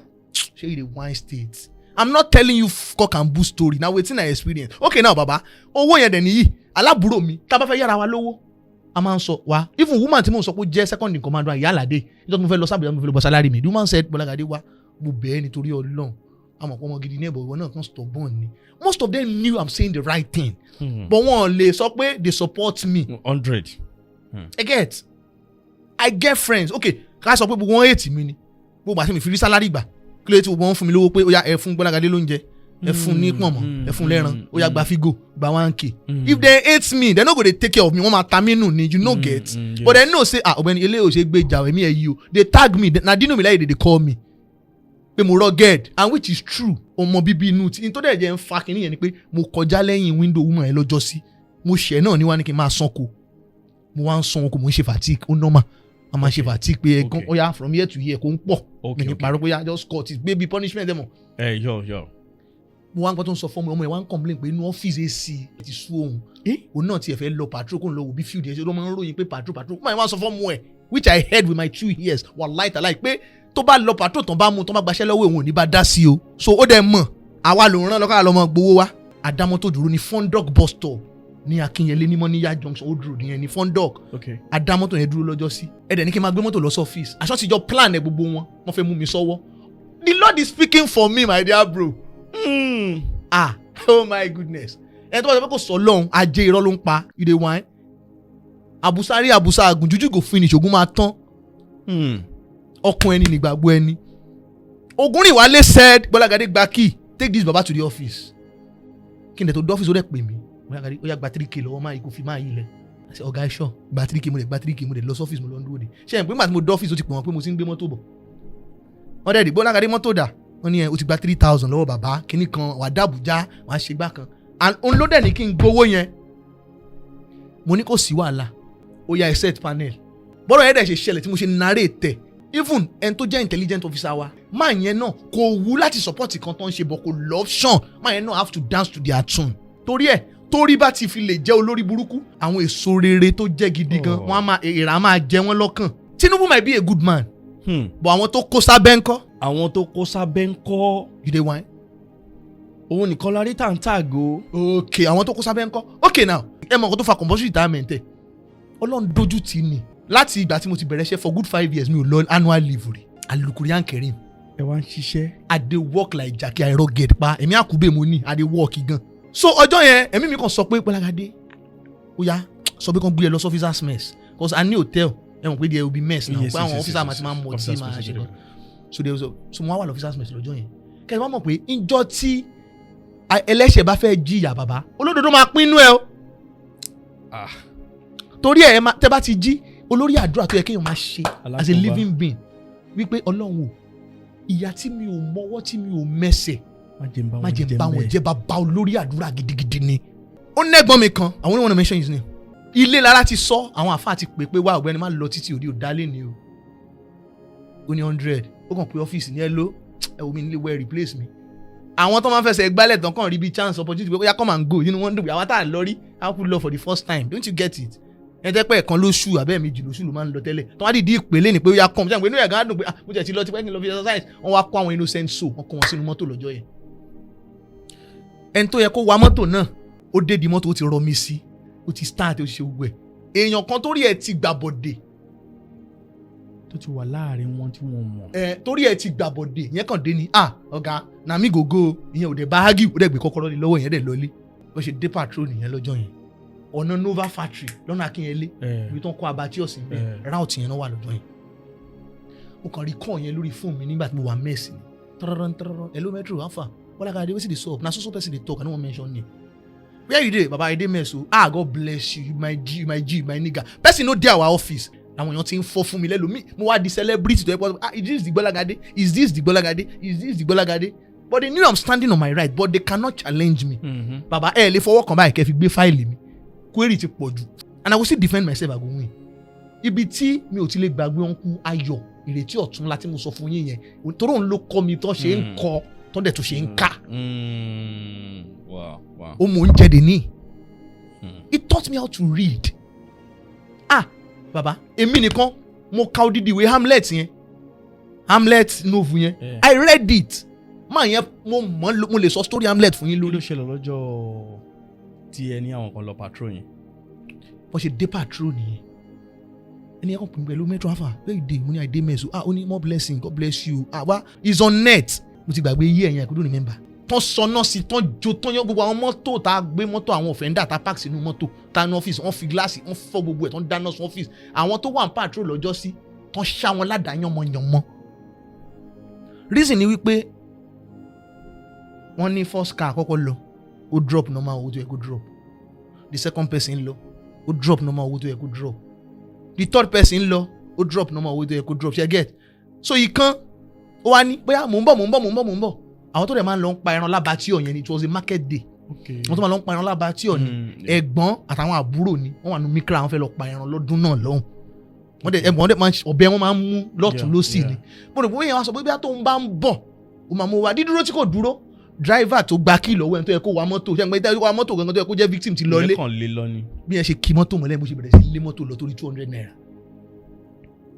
no be 5k no be 500 o baba na 200 torí 200 naira nígbà tó wá lé mọ́tò ní mọ́tò tó lé wọ kànáà mọ́tò yẹn wọ kànáà ṣe pé ẹ kó tọ́n wàhálà òun kan tún gbé di mọ́tò federal government tó tún tẹnu mọ́tò federal government wọ kànáà gan tẹ̀lé ni ibi tẹ́ẹ̀dì ayé yẹn mú dé mọ́ bẹ́ẹ̀ bàbá ìdè net check am online báwọn ẹlẹ́ran ṣe ń pààkì àdá ló tún ló sí ọ̀nà wá mi lọ lé mi tí mò ń gbé dẹ̀ ló sí mi because na back of office I dey stay báwo lọ́fíìsì ó ṣe mọ́ gbé ládùúgbò táwọn ènìyàn kí mi officer àwọn ọmọ ilé mi wọ́n ṣáwọn èèyàn ládàbí olórí burúkú bọ̀dá ṣeun tó jẹ́ pé ẹ̀ẹ̀kan in a month wọ́n tún ní fún ní full day o bóyá half a day ló máa fún ó wà ń bẹ́ lọ́jọ́ yẹn tó ṣáyè ó yé bọ̀dì ìyá ìṣẹ̀ bọ̀dá mi. ẹ jọ ṣé irú iṣẹ́ yẹn lẹ wá fẹ́ kémi ṣe àní tá a bá fẹ́ yára wa lówó máa sọ pé jọ tá a bá fẹ́ yá ẹ lówó yìí sálárì ẹni kò gbà kó fi dá padà o tí má fàbúrò mi lówó mo wá live ilé ayé bí olóògùn owó àfi gẹ́lẹ̀ bí i 80k 150k for my account màá kàn máa lọ club màá máa mutí màá máa gbọ́mọ màá máa jayé lórí mi lè fún yẹn ṣe nǹkan gidi tí má fàbúrò mi lówó kó fi ṣe exam wàláhì tàláhì tó bá jáde kò lè ríṣẹ́ gidi torí owó èpè ni there was one of my girlfriend she dey UK like this wọ́n tọ́ ibi tó bá mi register company name UK lọ́jọ́ wà báyìí bàbá tí mi sọ pé máa ṣe ọ̀rọ̀ UK màtá whatever dáàdì tèmi kú so kò sáàyè yẹn fẹ́ mi she dey UK like this Barakat the day she came for visitation tó wá kí mi I explained everything I lamented and I told her she said Ibrahim you have to leave this job because it's not something you can continue with the way you speak ó tell pé kò wà látọkàn ẹ rárá seriously and I said okay màá wọ́gbọ́n dá sí ìgbà tó fẹ́ travel back I have money to give her but mi lè fún wa láìta láì kò ní débi tó ń lọ láyọ̀ I put wa láìta láì kò ní débi tó ń lọ láyọ̀ baba na swear money wey dey put there go comot money like this we go collect am eti ma gba bẹ́ẹ̀ you dey wan ṣe cry blood driver ma sunkún báyìí baba eti ma gbowó lọ́wọ́ ẹ̀ bro cry blood you dey wan you dey pity them abi ṣu but ó ti di ọgbẹ́ ọkàn fáwọn officers yẹn gan pé wọ́n lè kúkú dùn án kò tọkàn wọn wá. tí mo wá lọ patrol ní tọ́sẹ̀ tí mọ́tò dẹ̀ gbé mi ha ẹnu ẹ wo ohun nìyẹn lọ́wọ́ mi mọ́tò gbé mi sí ẹnu ó dẹ̀ ń wave mi báyìí tó ń fi mí wọ igbó lọ mo wá fi ọwọ́ mi mo fi fọ́ glass wájú yẹn kí n tó lè rí mú lọ́rùn mọ́lẹ̀ kó tó dúró ó gbé mi láti tọ́sẹ̀ ó gbé mi dé Nova Factory. kí ló dé tẹ́ ń tẹ̀lé. mi ń tẹ̀lé àní mo dúró síwájú mọ́tò mo sì dá mọ́tò yẹn dúró ó dẹ̀ fi mọ́tò sí yẹ mo dẹ̀ fò síwájú bonnet ó dẹ̀ ń gbé mi lọ wàláhì kò dúró so ìgbà tí mo wá tẹ́mi mi ò gbé mọ́ mo wá mú ọwọ́ mi ẹ wo ohun ìdíyẹn lọ́wọ́ mi wàláhì tàláhì mo wá fi ọwọ́ mo fi fọ́ gíláàsì yẹn mo wá mú lọ́rùn mọ́wájú mọ́tò màá mo mú lọ́rùn mọ́wájú mọ́tò ó ṣàwà dúró àwọn team leader mi àtàwọn team leader náà wá wá èló lẹ fẹ́ gbà lọ́wọ́ ẹ̀ sórí rẹ o àwọn team leader mi bá ní kíní kan wọ́n ṣáà nà máa yẹn wọ́n gbé mi lọ sí hospital lọ́pọ̀sìtì ọ̀dọ̀ wa ìgbà tó máa sọ kò sí nǹkan tó ṣe Gbolagade ó rọ́gẹ́ẹ̀dì gan bàbá àwèrè ní bọ̀bọ̀ yẹn ṣe bóyá kó wá wò mí lọ hospital baba ask me where they go they go ecstasy hotel they go dey smoke they go dey drink they can't give person my own money say me can't give me for sick bed pé kí n tètè ṣe kí á pé kíní kan luckily I wasn't injured àdúrà gbà I wasn't injured but àyà mi já mo wà shocked but. ọ̀gá gba 50k ó yẹ kó book any dangerous driving which was 50,000 naira fine ọ̀gá say she no collect payment make the man go bring the money cash owó ẹ̀mí tèmi ká ní mo kú wàláì sọmi láti la owó ẹ̀mí mi ní ìṣọ̀lá gbà she collected the 50,000 naira after the third day mo wà lẹ́nu gate yẹn náà mo ń ṣí gate lọ́wọ́ ẹ̀ ló wá rán bọ̀bọ̀ kan wá fún mi àwọn onímọ̀ ọ̀nà mention yẹn ọmọ Ìlọrin ni but yẹn náà I can't say ó wù lọ́kàn bó náà ó dance to the tune ni tó fi lè mẹ́mi tí mo jẹ́ pé mi mo kọ̀ fúnra mi ẹlòmíì lè má ní mind àti kọ̀ fúnra rẹ̀ bọ́ ẹni tó jó lórí gangan ló yẹ ká bá wí bàbá ìbẹ̀rẹ̀ bóyá ló fún mi nínú 50k 1k 1,000 nínú 50k owó ẹ̀mí mi 1 bèèlú fún mi ìfẹ́ gbà bóyá kan ló ṣẹ́jú sí mi tó tẹ̀ mí mọ́lẹ̀ pé collector mi inú bílẹ̀ ṣe reverse wọ́n wá gbé wọn fẹ́ ra nǹkan fáwọn tó dájọ́ jókòó. kò rọgùn malaria gan. ọmọ bíbí inú títí ẹ̀rẹ̀ rẹ̀ ń ga àṣọ lọ tó jáyé lọ tó wà nínú èsì. ṣèkàṣèkà. so if you wan marry okay now sin tó wá ṣẹlẹ̀ tán lé mọ́tò tán dáná sọ́fíìsì ọ̀gá wa tó jẹ́ kọ́ màṣàǹgbà yẹn ó wá látàbújá ó wá síbàdàn yẹn ó wá sọ́fíìsì máa yẹn wá ń jẹ́ kó máa yé wípé ọ́fíìsì yìí lòun ti kọ́kọ́ serve as an officer láyé òun kò dẹ̀ túmọ̀ òun lórí rí ìwọ tó ń wá respect tó ń fi ẹ́ sí position yìí ló wá jẹ́ kó túmọ̀ ẹ lórí bìgínì òun ló jẹ́ kán dáná sùn yìí náà ibi tóun ti less experience tóun ti bẹ̀rẹ̀ iṣẹ́ eré tóun fi dọ̀gá tóun bá balẹ̀ jẹ́ ni kò lè rí nǹkan kan dé bá they now give her compulsory retirement ojú ti kúrò lẹ́nu iṣẹ́ ìjọba yẹn and I'm very happy about it kò tó ẹni tó ń gba wájú ọ́fíìsì yẹn kọjá di mo yẹn ń sọ̀rọ̀ yìí. ṣèkàṣèkà máa rántí o àtúbọ̀tán ṣe kókó. àtúbọ̀tán ṣe kókó. alukurian tó dẹ̀ mo ṣe wò pé if I should anchor a program I'm not forming it from my head. and you will do it now you will do it. I know the form program o. See if you want proof for all these things I'm telling you I will take you to their offices. They know me now. All wetin I dey tell you make dem sit down I go dey tell them. This is what I was gonna do. You will definitely start that your program because we are out of our time now. So you will definitely start that. So for a lot of viewers, and there will be some people that would like to support you for what you're doing, for especially the truth you're saying and things you know about many things. Do you understand? So I want people to meet you, and in case they want to reach out to you, because definitely we have some people that love the way you speak and that would appreciate to establish you. I'll be very happy. Yeah, sure, definitely by the grace of God. And I pray I won't be ten road to the Pion buying in the Ọlọ́run buying bororo to Oroase, and things will change for you by the special grace of God. Thank you for I want to thank you for being an honest person doing your job, and I pray and I wish the nation Nigeria you're doing that for will celebrate you as well. So yes, definitely by the grace of God. So what's your name on social media? IOG Elite Media.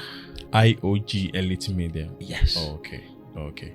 So I think there are many things that you need to start up that stuff is just maybe if you just get an apartment and in maybe one room in the apartment, you just make it at the studio. Then you need mixer, cameras, and lighting and all that. So God will provide that for you by the special grace. And I also have interest in doing street content too. Oh, okay. Yes, I would like to go to markets, I would like to go to markets, Okay. encourage people. Okay. As in, encourage people that wants to give their hands Okay. in marriage. Okay. Okay. Like, baba àti ìyá tó fẹ́ fọmọ fọ́kọ. Okay. Okay.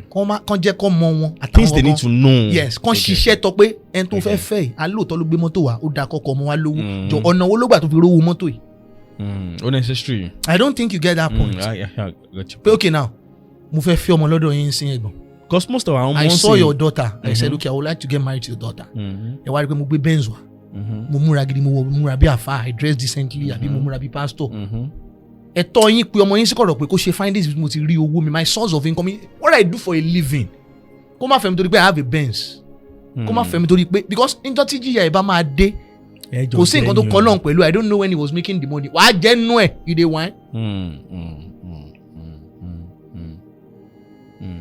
That's true. That's true. I think for that street content, you need microphone, phones, and all that. So God will do that for you. So call your phone number so that people can reach out to you. My WhatsApp number 070 Okay. 5207 8060. I'll call it again. 070 5207 8060. So my calling number 070 83 123 629. Wow.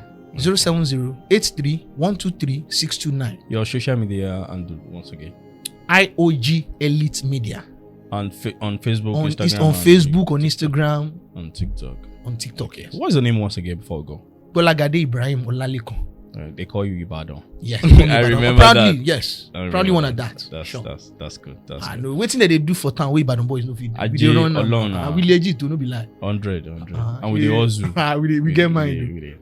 All right, thank you so much for watching this morning. I think you have learned something. If you are doing bad, you know you are doing bad, and be expecting the results soon as possible. Take care of yourself and make sure you be a good person. Still your humble Stephen Adekunle. Stay blessed, stay cool. Bye.